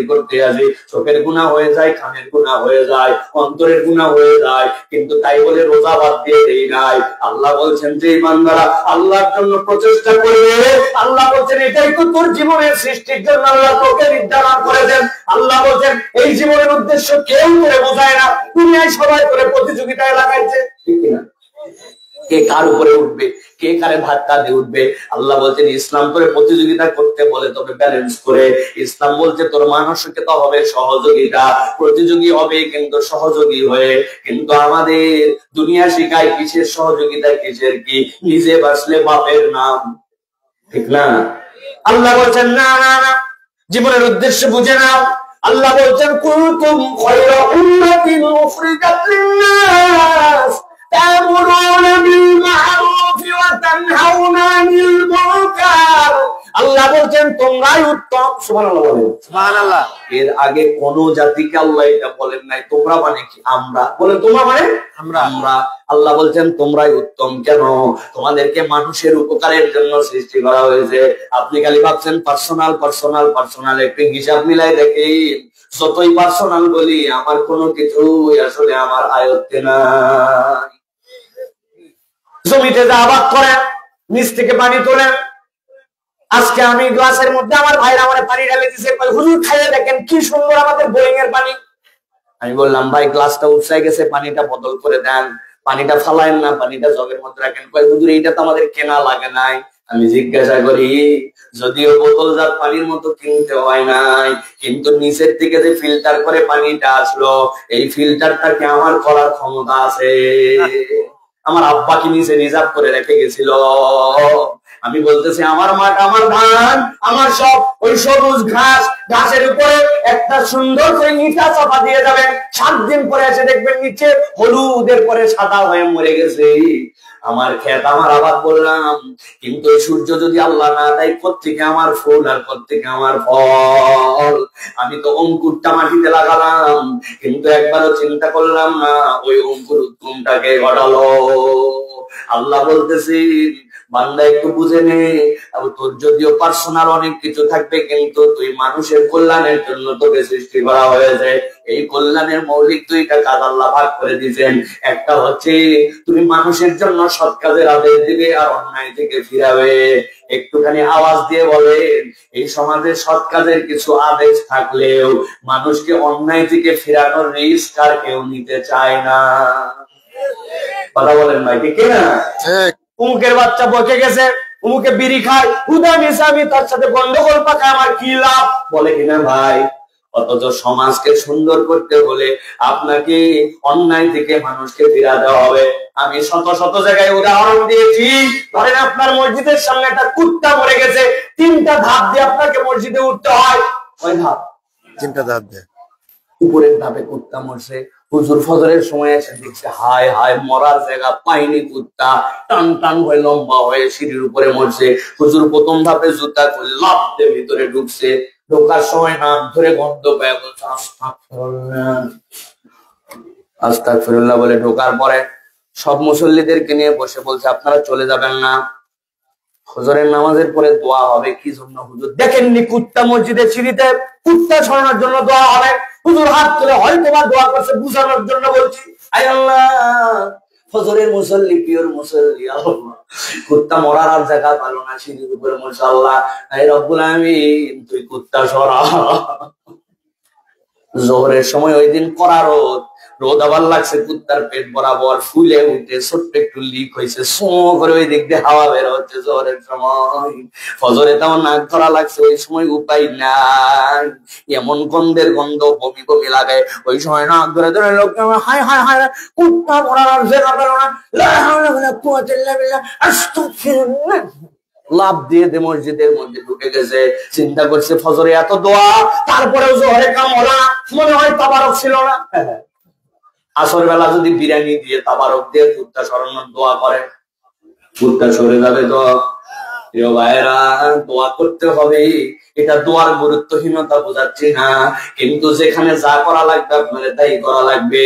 নবী বলছে মান রাআ মিনকুম মুনকারান ফালিয়াতাগাইয়ারুহু বিয়াদিহি ফাইল্লাম ইস্তাতি' ফাবিলিসানিহি ফাইল্লাম ইস্তাতি' ফাবিকলবিহি যালিকা আদাফুল ঈমান। 1 নম্বর দায়িত্ব তোমার পাওয়ার দিয়ে প্রতিহত করা, 2 নম্বর মুখ দিয়ে বলা, 3 নম্বর অন্তর দিয়ে ঘৃণা করা। আপনি প্রথম 2টা বাদ দিয়া নবীর সিরিয়াল উল্টায়া আপনি শুরু থেকে বলছেন আস্তাগফিরুল্লাহ, কুত্তা খারাপ, এমন গন্ধ ছড়াবে, কুত্তা গলে যাবে, মসজিদের মধ্যে ঢোকা তো দূরের কথা, রাস্তাতে আসা যাবে না। ঠিক না? কি করা লাগবে? তাহলে যে এখান থেকে যা করা লাগবে, যার ক্ষমতা আছে সভাপতি সাহেব কমিশনারে ফোন দিবে, কমিশনার মিউনিসিপ্যালিটিরে বলবে, পৌরসভার লোকরে বলবে এই কমিশনার ভোটের সময় খুব চিল্লাইছ আর ফজর থেকে আসর পর্যন্ত মেথর পাঠাতে পারো নাই, দেখবো সামনে তোমারে। ঠিক না? ঠিক। যার বলার আছে ইমাম সাহেব সভাপতিরে খবর দিও, আপনি দূরে থাকেন, তাড়াতাড়ি স্টেপ নেন, কারণ আমি তো বললে ওই পাওয়ার দিয়ে বলতে পারবো না রে। আর যারা বলতে পারবে না তারা মন থেকে ওইটার সাথে ঘৃণা তাদের সাথে থাকবে। আল্লাহ এইটা যেন দ্রুত সরে যায়। এই 3টার সমন্বয়ের টার্গেট আল্লাহ বলছেন তোর জীবনের উদ্দেশ্য। এখন আমরা সব বাদ দিয়া কেবল নিজ নিজ নিজ সমাজ ধ্বংস হয়ে গেল, বাচ্চারা মাদকাসক্ত হয়ে গেল, বিড়ি করে পড়ে গেল, হারাম করে পড়ে গেল, মেয়েকে সম্মান দেয় না। বাবা আমার বেটি সেব আছে, যাত্রা হয় হোক গে, আছে না? এমন সমাজ হয়ে যাবে, ওই সমাজে আপনি আর বসবাস করতে পারবেন না। আল্লাহ বলছেন এই ডিউটিটা কোরআন তোমাকে দিছে, দুনিয়ার কেউ নয়। কোন মুসলমান যদি তার জীবনের উদ্দেশ্য জেনে ফেলে, এইরকম একটা হিম্মতওয়ালা গ্রুপ যদি সমাজে প্রতিষ্ঠিত হয়ে যায়, বুঝে থাকলে বলেন তো ওই সমাজ পরিবর্তন হবে কিনা? হবে কিনা? এই তুই কার বেটারে এত বড় সাহস, মুরব্বীদের সামনে তুই সবার সামনে বিড়ি খাস, গালের মাড়ির দাঁত পর্যন্ত ফেলে দেবো। আর যদি কোনোদিন দেখি এরকম 10টা যদি লোক থাকে আর এইটা বলার মতো থাকে, তাহলে বিড়ি খাইলেও সিপা সাপায় ভিতরে ঢুকে খাওয়া লাগবে, এরকম ওপেন আপ বিড়ি খাওয়া যাবে না। কালকে মাহফিল শেষ করে দোকানের সামনে দাঁড়ায় আছি, আল্লাহর কসম করে বলতেছি, এক দোকানের মধ্যে 2টা আমরা হুজুর, 2 দিকে দাঁড়ায়া, এক ছেলে এসে বলছে হুজুর সরেন তো, 2জনকে সরায়, মধ্যে আসছে ওই দোকানের থেকে একটা ম্যাচ লাইট জ্বলতেছিল, ম্যাচ লাইট করে বিড়ি ধরায় চলে গেল। হুজুর সর, আমার বিড়ি ধরা লাগবে। তাহলে সমাজের অবস্থা কোথায় গেছে, ঠিক কিনা? কেন এরকম হলো? এরকম হওয়ার কারণটা কি? সমাজের দায়িত্বশীল যারা, ওই মানুষগুলাই জঘন্যতায় পৌঁছায় গেছে। উনাদের মোরাল পাওয়ার নাই, কথা বলতে পারে না। যেই লিডার তারে শাসন করবে, যেই চাচা তারে বকবে, ও তো বহু আগে বিড়ি খাওয়া বাদ দিয়েছে। কি খায়? গাঁজা। উনি নিজে নামাজ পড়ে না, কেমনে নামাজ পড়তে বলবে? উনার নিজের ছেলে উনার কথা শোনে না, আরেকজনের ছেলেরে বলবে কেমনে, ঠিক কিনা? এই জন্য আল্লাহ বলছে, আমি ফাও ফাও এটা আপনাদের এত সুন্দর ওয়াজটা সবাই লাইভ করে লাইভটা শেয়ার করে দেন, অন্যকে দেখার সুযোগ করে দেন। কেবলমাত্র জিন্সের প্যান্ট পরবো, আইফোন ব্যবহার করব, বড় হয়ে বড় চাকরিজীবী হব, বিদেশে চলে যাব, টাকা পয়সার মালিক হব, না না না। তোমার জীবনের উদ্দেশ্য পরিষ্কার করো, পড়ালেখা করা লাগবে, এসএসসি এইচএসসি ইউনিভার্সিটি সব করতে হবে, কিন্তু আমার টার্গেট আমি আল্লাহর জন্য ডেডিকেটেড একজন আদর্শ মুসলিম হব, ইবাদত বন্দেগীতে আমি কন্টিনিউ করব, আমি সমাজ পরিবর্তন করার জন্য এই সমাজের একটা পার্ট হব। এই নিয়ত করলে আল্লাহ সব দিবে, আর এই নিয়ত না করলে দুনিয়া আখিরাত বরবাদ। ঠিক ঠিক, আমার কথা নয়, ইমাম ইবনুল কাইয়্যিম রাহমাতুল্লাহ আলাইহি বলছেন, যারা আমার এই কথাটা শুনতেছেন এখন, আমার কথাটা কানে যাচ্ছে, যাদের তারা হাত তোলেন। কানে যাচ্ছে, যাদের কানে যাচ্ছে না হাত তোলেন না, হাত তোলেন, মুখস্থ করে নেন, হাত নামান। ইমাম ইবনুল কাইয়্যিম বলছেন, এক লোক সূর্য যখন মাথার থেকে হেলে গেছে, তার ছায়া দেখতে পাইছে, চিন্তা করছে আমার শরীর থেকে বাইরে হওয়ার ছায়া, তুই যাবি কোথায়, ধরেই ছাড়বো। এ দৌড় সে দৌড়, বুঝে থাকলে বলেন তো কিয়ামত পর্যন্ত দৌড়ালে নিজের ছায়া নিজে ধরা যায়? বললেন না যায়? ইমাম ইবনুল কাইয়্যিম বলতেছেন, ওই ছায়া তো তোর দুনিয়ারে বোকা, তুই দুনিয়ার পিছে ছুটবি, দুনিয়া ধরতে পারবি না। কিন্তু তোর যদি বিশ্বাস হয়ে যায় আমি যতক্ষণ দাঁড়াতে পারি আর আমার বিপরীত দিক থেকে আলো আসে, তাহলে ছায়া আমার সাথেই আছে, তাহলে ছায়া ধরা লাগবে না, অটোমেটিক তোর সাথে আছে, তোর বিশ্বাস আছে। কেউ যদি বিশ্বাস করে দুনিয়া তো আল্লাহ দেওয়ার জন্যই আমাকে পাঠাইছে, তাছাড়া তো দুনিয়ায় পাঠাতোই না। আমার টার্গেট পরে কালমুখী জিন্দেগি, দুনিয়া তার কাছে চলে আসবে। আর যদি ছুটতে শুরু করে দুনিয়ার পেছে, দুনিয়াও হারাবে, পরকালও হারানো লাগতে পারে, ঠিক না? তাহলে জীবনের উদ্দেশ্য শিখায় কোরআন, মনে থাকবে তো? কে শিখায়? কোরআন। এবার 3 নম্বরে আল্লাহ বলতেছে, যেই মানুষকে দুনিয়ায় প্রেরণ করা হলো, প্রত্যেক মানুষের জীবনে একটা সত্যতা এবং সততার অনুভব আছে। কথাটা হার্ড, কিন্তু বুঝে নেন, আমাদের জীবনে একটা সত্যতার অনুভব আছে, সততার অনুভব আছে, এটা আমরা পাই না। সত্যতার অনুভব আবার কেমনে পাই?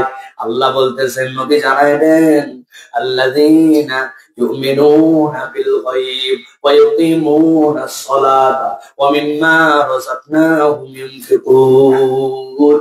ওই বান্দা বুঝবি আমার সবকিছু আমার আয়ত্তে নাই, আমার রব আমাকে সৃষ্টি করেছেন, তিনি আমার জন্য বিধান দিয়েছেন। আল্লাযীনা ইউমিনুনা বিল গায়ব, ওরা গায়বে বিশ্বাস করে।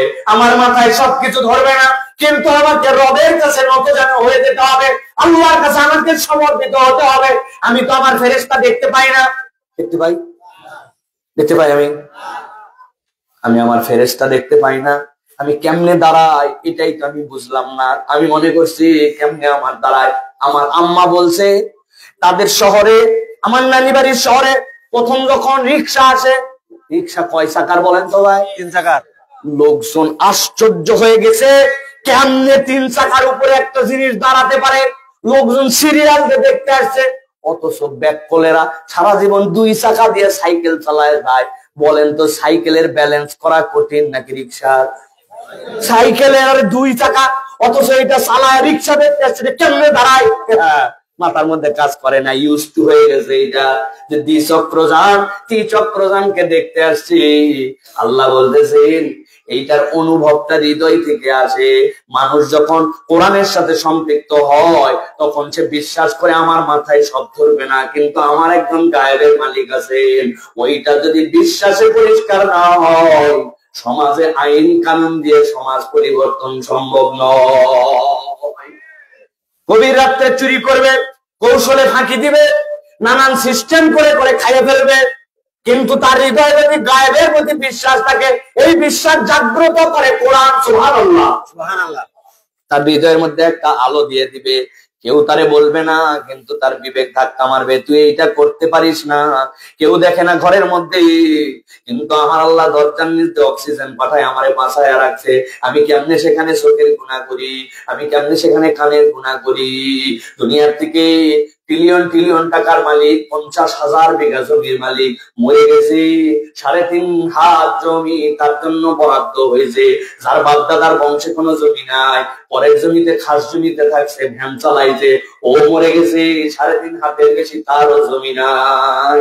এই বোধ এমনি এমনি হয় না, এই বোধ কোরআন তাকে দেয়। আল্লাহ বলতেছেন বোধের জায়গাটা দুনিয়ায় একমাত্র তোর জায়গা নয়, পঙ্খানুপুঙ্খ হিসাব হবে সেখানে। তুমি 2 জন মানুষকে এই ঠাডানি থাপ্পড় দিছ, থাপ্পড় দেওয়ার সময় মাপে দিছেন তো না ভাই? যে বেটা খাইছে ও জানে কয় কেজি থাপ্পড়। এখন একজন বলছে থাপ্পড়ের বদলে থাপ্পড়। এখন আপনার গায়ের জোরই নাই, একজনের ওজন 100 কেজি, এই বেটা আমারে থাপ্পড় দিছে, আর আমার ওজন 50 কেজি, আমার থাপ্পড় কি তার সমান জোর হবে? আপনি তো থাপ্পড়ে বরাবর করেছেন, কিন্তু আল্লাহ বলছেন বরাবর হয় না। এটা হিসাব করে বরাবর করতে পারেন যিনি, তিনি কে? আল্লাহ। এক লোক কয়েক হাজার লোকের গুলির অর্ডার দিয়ে চোখখানা করে দিয়ে চলে গেল। এখন ওই লোকের আপনি একবার ফাঁসি দিলেন, এখন লোক মারছে 1700, ফাঁসি পাইলো একটা। বিচার কি হয়েছে? বিচার হয় নাই। জায়গা মতো বিচার হবে। একবার মারা হবে, আবার জীবন দেওয়া হবে, আবার মারা হবে, যতক্ষণ পর্যন্ত বরাবর না হয় আল্লাহ ছাড়বে না। আল্লাহ বলতেছেন আল্লাযীনা ইউমিনুনা বিল গায়ব, এই বিশ্বাস যারা করে তাদের জীবনটা হিসাব কিতাব করে দুনিয়ায় চলবে। তাছাড়া আপনি সমাজ পরিবর্তন করতে পারবেন না। আল্লাহ রাব্বুল বলছেন ويقيمون الصلاة ومما رزقناهم ينفقون। আল্লাহ বলছেন তাদের আরেকটা খাসিয়াত হবে, তারা সালাত প্রতিষ্ঠার আন্দোলনের সাথে যুক্ত হয়ে যাবে। নামাজ যেখানে সে সেখানে। সালাত ছাড়া আপনার সমাজকে আপনি পরিবর্তন করতে পারবেন না। আল্লাহ বলতেছেন ওই নামাজের সাথে তার সম্পৃক্ততা থাকবে, দিলটা তার মসজিদ কেন্দ্রিক হবে। আমি যে আলোচনার শুরুতে বলছিলাম নামাজ নাই কিন্তু ঈমান ঠিক আছে, এই আয়াতের আলোকে আপনার কি মনে হয় নামাজ না থাকলে ঈমান ঠিক থাকে? 3 নম্বর আল্লাহ বলছেন আমি আল্লাহ তাকে যে রিজিক দিয়েছিলাম ওই রিজিক থেকে বান্দা দান করে। আল্লাহ ইয়া মুতাকাল্লিম দিয়ে সব নিজের দিকে বলছেন, আমি দিছি, আমি দিছি, আমি তোরে রিজিক দিছি। আপনি মনে করছেন আমার পকেট, আমার টাকা, আমি মালিক, আমার জমি আমি মালিক। আল্লাহ বলছেন এত সহজ নয় রে বান্দা, আমি রব্বুল আলামিন তোরে নিয়ামত দিছি। তুই হালুয়া ট্রাক্টরের দিকে যদি তাকাস আর এক ভর্তা আলুর জন্য আলুর দিকে যদি তাকাস, তোর তো সিজদায় আল্লাহর কাছে মাথা নিচু হয়ে যাবে। মা আমি প্রত্যেকদিন আলু ভর্তা দিয়ে ভাত খেতে পারবো না, এটা কোনো খাবার হলো নাকি? কিন্তু আলু ভর্তার দিকে তাকালে আপনার তো সিজদায় মাথা নিচু হয়ে যাবে। এই আলু কোন জমিতে হলো? ওই জমিতে। এইটা কি দিয়ে আবাদ করলো? একটা ট্রাক্টর দিয়ে হাল চাষ করেছিল। ট্রাক্টরটা কোন দেশের? চায়নায়। চায়নায় ট্রাক্টরটা কি দিয়ে বানাইছিল? তামা, দস্তা, ম্যাঙ্গানিজ, লোহা। লোহা গুলা কোথায় গেছিল? কোন একটা আফ্রিকার খনি, কোন একটা ইউরোপের খনি, কোন একটা জায়গা, নানান জায়গার খনির থেকে কে ওই জায়গায় নিয়ে আসলো। ওই ট্রাক্টরের ওই মাল মেটেরিয়ালস কে ওই জায়গায় রেডি করলো। ওইটার যে তেল দিল, ওই তেলটা আরবের মাহবুবের কোন জায়গা থেকে উৎপাদন হলো, কে তারে নিয়ে আসলো, নিয়ে আসার পর আপনার জমির সামনে হাজির করলো, আপনি ট্রাক্টর দিয়ে হাল বইলেন আর আপনি আলু লাগালেন, আলু উঠে গেল, আর বলতেছেন আলু আমার সামনে আসলে এটা কোনো ব্যাপার না। আল্লাহ বলতেন ফালিয়ানজুরিল ইনসানু ইলা তাআমিহি আন্না সাবারনাল মা সাব্বা। বান্দা তাকা তাকা তোর খাবারের দিকে, তুই যদি একটা আলুর ভর্তার দিকে তাকাস তোর তো সিজদায় আল্লাহর কাছে মাথা হালায় দাঁড়ায়, ঠিক না? তোর পেঁয়াজ কেমনে আসলো, তোর সরিষার তেল কেমনে আসলো, কোন বটিতে কাটলি, বটিটা কোন কামারে বানালো, ধার নাই জন্য মোটা মোটা করে বটি উঠে কেমনে তোরে বুদ্ধি দিয়া পাথর দিয়ে ডলা দিল, ওই পাথরটা কোন জায়গার থেকে নিয়ে আসছিল। আপনি যদি একবার ঠান্ডা মাথায় খাবারের দিকে তাকায়, একবার চিন্তা করেন, আপনার কলিজার ভিতর থেকে সুবহানাল্লাহ আলহামদুলিল্লাহ বের হয়ে যাবে, ঠিক না? আল্লাহ বলতেছেন জীবনের সত্যতা এবং সততার এই বোধ জাগ্রত করবে কোরআন।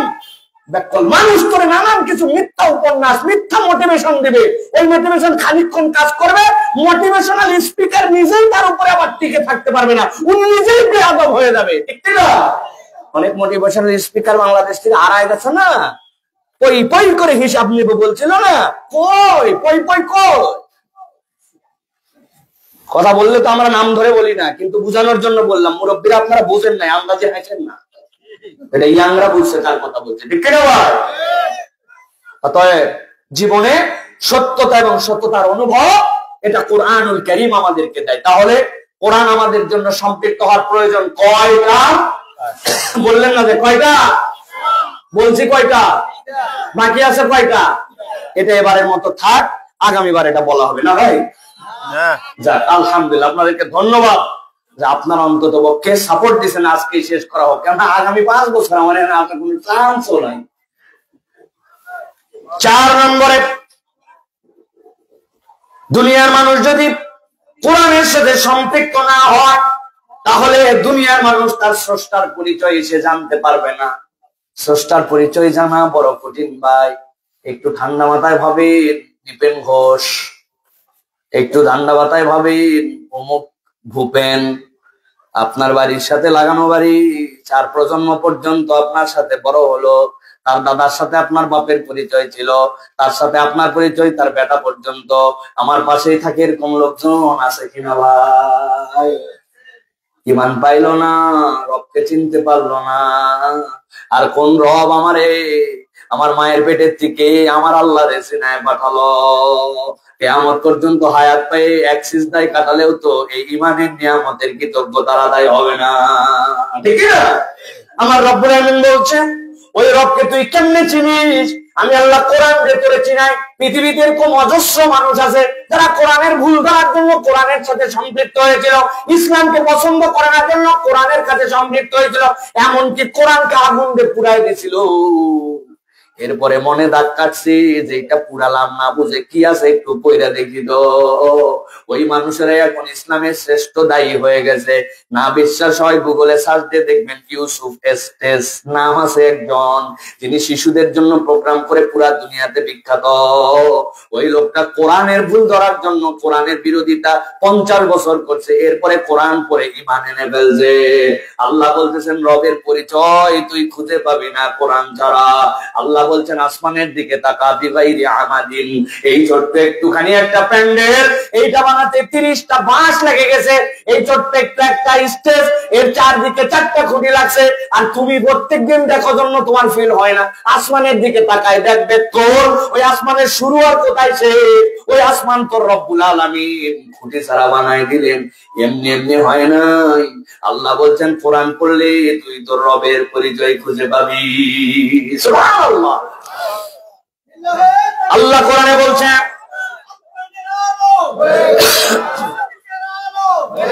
আল্লাহ কোরআনে বলছেন সূরা আনাম 115 নম্বর আয়াত, আল্লাহ বলছেন আতাম্মাত কালিমাতু রাব্বিকা সিদকাও ওয়া আদলা লা মুবাদদিলা লিকালিমাতিহি ওয়া হুয়াস সামিউল আলীম।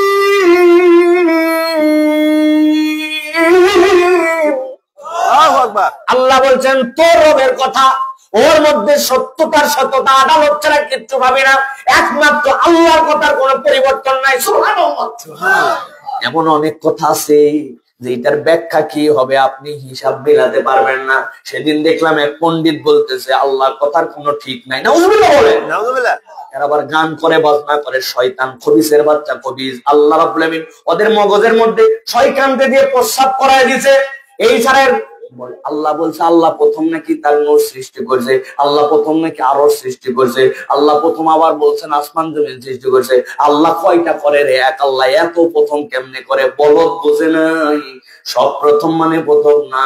আমি প্রথম আমার একটা বাড়ি বানাইছি, প্রথম আমার খাটে উঠছি, প্রথম আমি আমার বিছনাটা ব্যবহার করছি। আপনি বলছেন তুই প্রথম কয়বার করলি রে? আরে বলদ, আমার বাড়ি, আমার বিছনা, আমার জিনিস, আমার সবগুলা প্রথমের ডাইমেনশন ভিন্ন। আর আল্লাহ যা বলতেন সব বুঝে ফেললে তো তুই সবই বুঝে ফেললি। কোথায় রব্বুল আলামিনের জ্ঞান আর তোমার কোথায় জ্ঞান? সব বুঝবে না জন্যই তো সৃষ্টি, বুঝলে তো স্রষ্টা হয়ে যেত। ঠিক কি না? ঠিক এমনি এমনি বলেন না, বুঝে ঠিক বলেন। কত জায়গায় উদাহরণ দিছি। আপনার বাড়ির মধ্যে কারেন্টের লাইটের বল সুইচ থাকে ওই জায়গায়, তার কই ভিতর দিয়া, তাই না? এটা যদি 40 বছর আগে হতো আর আপনারা কেউ বলতো কোন বাড়িতে নিয়ে যায় এখানে বাল্ব দেওয়া আছে, ওই জায়গায় চাপ দে, তোর কি মাথার ডিস্টার্ব রে? সুদা সুইচ লাগিয়ে রাখছিস, কেমনে জ্বলবে? কিন্তু এখন যদি উপর দিয়ে থাকে বলবে তোর বাড়ি সুন্দর হয়নি, তোর কোন ইঞ্জিনিয়ার বানাইছে রে, ভিতর দিয়ে দিল না কা। দেখি না? তাহলে 40 বছরে আপনার হিসাব উল্টে গেল। আর আপনি আল্লাহর হিসাব কেমনে বরাবর করবেন? আজ থেকে যদি 1995 সালে কেউ বলতো আপনার বেটা কোন দেশে থাকে, সৌদি আরব, এই ধরেন আপনার সামনে একটা লোহার যন্ত্র দেওয়া হয়েছে, আপনার বেটাকে এখানে দেখতে পারবেন সে কি করতেছে, খালি গায়ে আছে না জামা পরে আছে। বলছে আহারে তোর আব্বা তো অনেক ভালো মানুষ ছিল, কিসে তোর মাথা নষ্ট হলো, বাবা এ শোল ডাকলে একটু পাবনা ভর্তি করো। কথা ঠিক কিনা? ব্যাককল বলে কোন মেশিনের মধ্যে বলে তার বেটাকে দেওয়া যাবে। কিন্তু এখন যদি আপনার সামনে ওইটা দেওয়া হয় আপনি বলবেন না না এটাই বাস্তব। এখন হোয়াটসঅ্যাপ, ইমো, মেসেঞ্জার, উইচ্যাট কত কিছু আছে, এইটার আমার কাছে পান্তা ভাত, যেটা 25 বছর আগে আপনার মাথায় ধরতো না এখন কেবল ধরছে। তা আল্লাহ রাব্বুল আমিন স্রষ্টা সব আপনার মাথায় ধরবে, এটা বললেন কেমনে? আল্লাহ এই জন্য বলছেন وتمت كلمة ربك صدقا وعدلا لا مبدل لكلماته وهو السميع العليم। তিনি সর্বশ্রোতা, তিনি সর্বজ্ঞাত। এই বোধ তোরে কেউ দেয় না, এই বোধ তোরে কোরআন দেয়। যেই বান্দা কোরআনের সাথে সম্পৃক্ত হয় সে রবের সাথে গাদ্দারি করতে পারে না। প্রতিদিন তার সংযোগ ঠিক আছে, পারফেক্ট চার্জ হয়, আর জান্নাতের দিকে সে আস্তে আস্তে আগায়। ঠিক না? দেখবেন ইজি বাইক রাস্তার মধ্যে আরেকটা পিছনে দড়ি লাগায় দেখলাম টানে আনতেছে। ভাই কি হয়েছে ভাই? করছে ভাই বুঝতে পারি না, চার্জ শেষ হয়ে গেছে, আরেকজনের দিয়ে টানে আনা লাগতেছে। আপনাকে আল্লাহ রাব্বুল আলামিন একটা রূপ দিল, জান্নাতে যাওয়ার জন্য আপনাকে পছন্দ করলো, আপনি কোরআন দিয়ে চার্জ করেন না আর খালি ফাপড়বাজি করেন, পান খানার খিলাল করেন আর মনে করতেছেন জান্নাতে ডাইরেক্ট যাচ্ছি। আসলে আপনার গাড়ি হয়তো বন্ধ হয়ে গেছে। ঠিক কিনা? এই জন্য কোরআনের সাথে সম্পৃক্ত হতে হবে রবকে চেনার জন্য। সর্বশেষ পয়েন্ট আজকে, মানুষের জীবনের যেরকম শুরু আছে মানুষের জীবনের একটা পরিণতি আছে, আছে না ভাই? ঠিক। পরিণতিটা কি আমাদের? আল্লাহ বলতেছেন এই জীবনের উদ্দেশ্য পরিণতি থেকেও তোমাকে বুঝে নিতে হবে। আপনার আমার অনেক ধরনের পরিণতি আর অনেক ধরনের ইচ্ছা আছে। এমন কাজ করে যাব মরার পরে লোকজন খালি আমার সুনাম করবে। এই সুনামের 5 পয়সা দাম আপনার হবে না যদি আপনার ইমানের সাথে মৃত্যু না হয়। এমন পাসপোর্ট বানাইছি 114 পৃষ্ঠা। কত পৃষ্ঠা? 114। পাসপোর্ট আমার মজবুত, কিন্তু ইন্ডিয়া যাওয়ার ভিসা নাই। কাম হবে তো ভাই? কাম হবে না মানে মন্ত্রীর বাড়ির ধারে আমার বাড়ি, কাম হবে তো ভাই? 200 বিঘা জমি, কাম হবে না? কোটি কোটি টাকার ব্যাংক ব্যালেন্স আছে, ব্যাগ ভর্তি ডলার, কাম হবে? ঢুকতে দিবে না। আপনি বুঝে থাকেন যত হেডামলা হয়ে আর যাই হই, ইমানের পাসপোর্ট, ইমানের ভিসাটা যদি পাসপোর্টে ক্লিয়ার না হয় ওই পারে যাওয়ার পরে আপনার এইগুলো একটাও কাজ দিবে না। আল্লাহ বলতেছেন এই জন্য জীবনের পরিণতিটা বুঝে নে। ঠান্ডা মাথায় আমার কথাটা শুনে বাড়িতে চলে যান। আল্লাহ বলছেন ইন্না হাযাল কুরআনা ইয়াহদি লিল্লাতী হিয়া আকওয়াম ওয়া ইউবাশশিরুল মুমিনিনা আল্লাযীনা ইয়া'মালুনাস সালিহাত আন্না লাহুম আজরান কাবীরা। আল্লাহু আকবার, আল্লাহু আকবার। আল্লাহ বলছেন নবী জানায় রাখেন নিশ্চয়ই কোরআন ওই কওমের জন্য হেদায়েত দিবে, তাদেরকে শুভ সংবাদ দিবে। আল্লাহ বলছেন তারা কারা? আল্লাযীনা ইয়া'মালুনাস সালিহাত, ঈমান আনার পরে বসে থাকে না, তারা নেক কাজে রত হয়ে গেছে, ভালো কাজে নিজের জীবনকে ডেডিকেটেড করছে। সুবহানাল্লাহ বলেন, সুবহানাল্লাহ। নামাজ রোজা হজ যাকাত খালি ভালো কাজ নয়, এটা তো ফরজ কাজ। এইটা না থাকলে তো আপনার ইসলামের মধ্যেই নাম নাই, স্কুলের ড্রেস নাই, আসার টাইম নাই, প্রথম সাময়িকে অংশগ্রহণ নাই, পরীক্ষা দিলেও 33 পাস মার্ক পায় নাই। স্কুলে ওই ছেলেরা রাখবে তো? রাখতে পারে, ফেল করে কয়েক বছর রাখবে, এরপরে ঘাড় ধাক্কা দিয়ে বাইর করবে, ঠিক না? তো এটা বদনাম। আমার স্কুলের 100% পাশের হার তোর জন্য কমছে, ব্যাক করতে লাগবে না, ঠিক না? তাহলে আপনি নামাজ রোজা হজ যাকাত খালি ভালো কাজ বলেন কেমনে? এইটা না থাকলে তো আপনার ইসলামের মধ্যেই নাম নাই, ভালো কাজ করা লাগবে। ওই ছেলেটা সমাজ যেন পরিবর্তন হয়, গরিব মানুষের জন্য চিকিৎসা হয়, সমাজের মধ্যে যুবকরা যেন মাদকাসক্ত না হয়, কোরআন শিক্ষা যেন ছড়ায় পড়ে, সমাজ উন্নয়নমূলক কাজ হয়, বাজার ঘাট যেন পরিষ্কার থাকে, এলাকার কোন একটা মানুষ যদি বিপদে পড়ে তার জন্য আগায় যায়, অসহায় দুস্থদের সাথে যদি কোনো অন্যায় হয় তার বিপক্ষে আগায় যায়, মসজিদ গুলা সাফ করে, মসজিদের সাথে সম্পৃক্ত হয়, তার হালাল কামাই থেকে মানুষের উপকার করার জন্য চেষ্টা করে, কল্যাণের সাথে নিজেকে নিয়োজিত রাখে। কিচ্ছু যদি না পারে, কেউ হাঁটছে দিলে আলহামদুলিল্লাহর উত্তর দেয়, কেউ অসুস্থ হলে তার জন্য সহানুভূতি নিয়ে একটু দেখতে চলে যায়, জানাজার খবর পেলে জানাজায় হাজির হয়ে যায়, রাস্তার মধ্যে দেখছে এই জায়গায় একটা ইট দিলে এই জায়গাটা ঠিক হয়ে যায়, একটা ডাল ভেঙে পড়ে আছে, এইটাতে কারো বিপদ হতে পারে, ডালটা একটু সরাই দিছে, বর্ষার দিনে দেখছে পানি জমে আছে, কোদালটা একটু কেটে দিলেই তো আস্তে করে রাস্তাটা নেমে যায়। মহল্লাটা লোকজন পোস্টার লাগায় ময়লা করে ফেলছে, ছোট্ট দুইটা খুঁটি দিয়ে একটা পোস্টার স্ট্যান্ড বানাই দিয়ে বলছে যেমন তেমন জায়গায় পোস্টার মারা যাবে না, গাছের মধ্যে প্যারেক দিয়ে দিয়ে কেন পোস্টার মারেনি, অধিকার আপনারা কে দিছে, এই কাজ আমার এলাকায় করতে দিব না। আল্লাহ বলতেছেন ঈমান আনে না, ঈমান আনার পরে নেক কাজের সাথে জড়িত হয়ে যায়। আল্লাহ বলতেছেন নবী জানায় রাখেন আন্না লাহুম আজরান কাবীরা, ওই মানুষগুলোর জন্য আমি রব্বুল আমিন মহা পুরস্কার দিব। মহা পুরস্কার মানে কি ভাই? বলেন বলেন বলেন, মহা পুরস্কার মানে কি?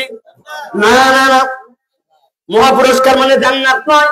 নবীজি ব্যাখ্যা করেছেন জান্নাত তো কমন পুরস্কার, ইমানদার যাবে। মহা পুরস্কারের ব্যাখ্যায় আল্লাহ নবী বলছেন জান্নাতে যাওয়ার পরে একদিন আল্লাহ রাব্বুল আমিন জান্নাতে চলে আসবেন, জান্নাতীদেরকে জিজ্ঞাসা করবেন ইয়া হালাল জান্নাত লাব্বাইক ওয়া সাদাইক ওয়াল খায়রু বিয়াদাইক, আল্লাহ আমরা আছি জান্নাতে।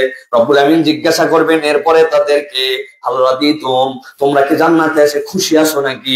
ওরা চিন্তা করবে আল্লাহ রাগ করলো নাকি আমাদের উপরে। ওমা লাকা লা নারদা ইয়া রাব্বানা ওয়া কদ আতাইতানা মা লাম তুতি আদান ক্বাবলানা, আল্লাহ খুশি না হয়ে পারি নাকি? আমাদেরকে যে নিয়ামত দিছো কেউ এরকম নিয়ামত পাইছে নাকি? আল্লাহ বলবেন তাই নাকি? আল্লাহ আজিদুকুম, আরেকটু বাড়াই দিব নাকি? বান্দা ব্যাককল হয়ে যাবে, কেমনে আবার এর উপর আবার বাড়ে কেমনে? বান্দা চুপ করে গেছে। আল্লাহ সাথে সাথে বান্দার মনের অবস্থা শুনে ঘোষণা দিবেন উহিল্লু আলাইকুম রিদওয়ানি, বান্দা দুনিয়ায় তোর উপরে অন্যায় করলে রাগ করেছি, তুই যখন অবৈধ কাজ করেছিস খেপে গেছি আমি আল্লাহ, কিন্তু আজকে তোর উপরে আমি চির সন্তুষ্ট হয়ে গেলাম, আর কোনদিন আমি বান্দার উপরে রাগ করব না। নবীজি বলছেন এইটা বলার পরে আল্লাহ রাব্বুল আমিন নিজের উপর থেকে সব পর্দা সরায় নেবেন, জান্নাত আল্লাহর সাথে বান্দার দিদার হয়ে যাবে। সুবহানাল্লাহ সুবহানাল্লাহ।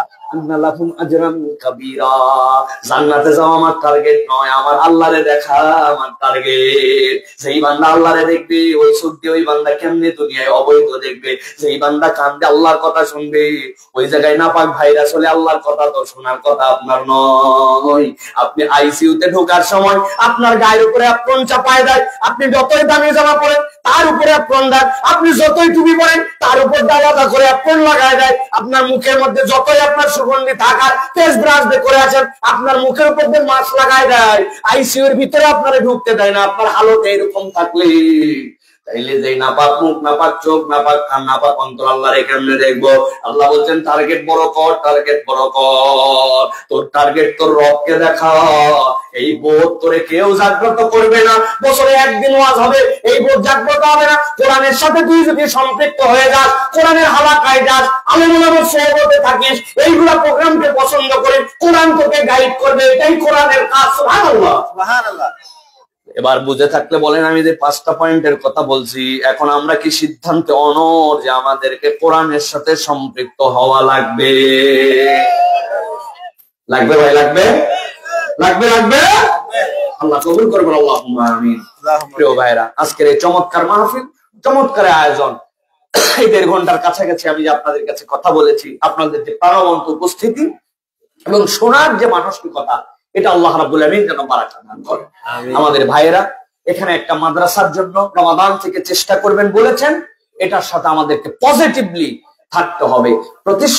প্রাতিষ্ঠানিক ভাবে এই সকল বিষয় না হলে শুধু আবেগ দিয়ে, শুধু সংগঠন দিয়ে এরকম করে হয় না।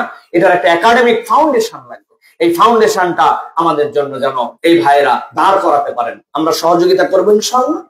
মনে করেন না সাহেব বলিছে ওনারা 5,000 টাকা করে তুলেন, জি না, কিন্তু সহযোগিতাটা হচ্ছে এই কাজের সাথে বিরোধিতা করব না, কোন শয়তানি চক্রান্তে পড়ে এই কাজের সাথে বিরোধিতা করব না।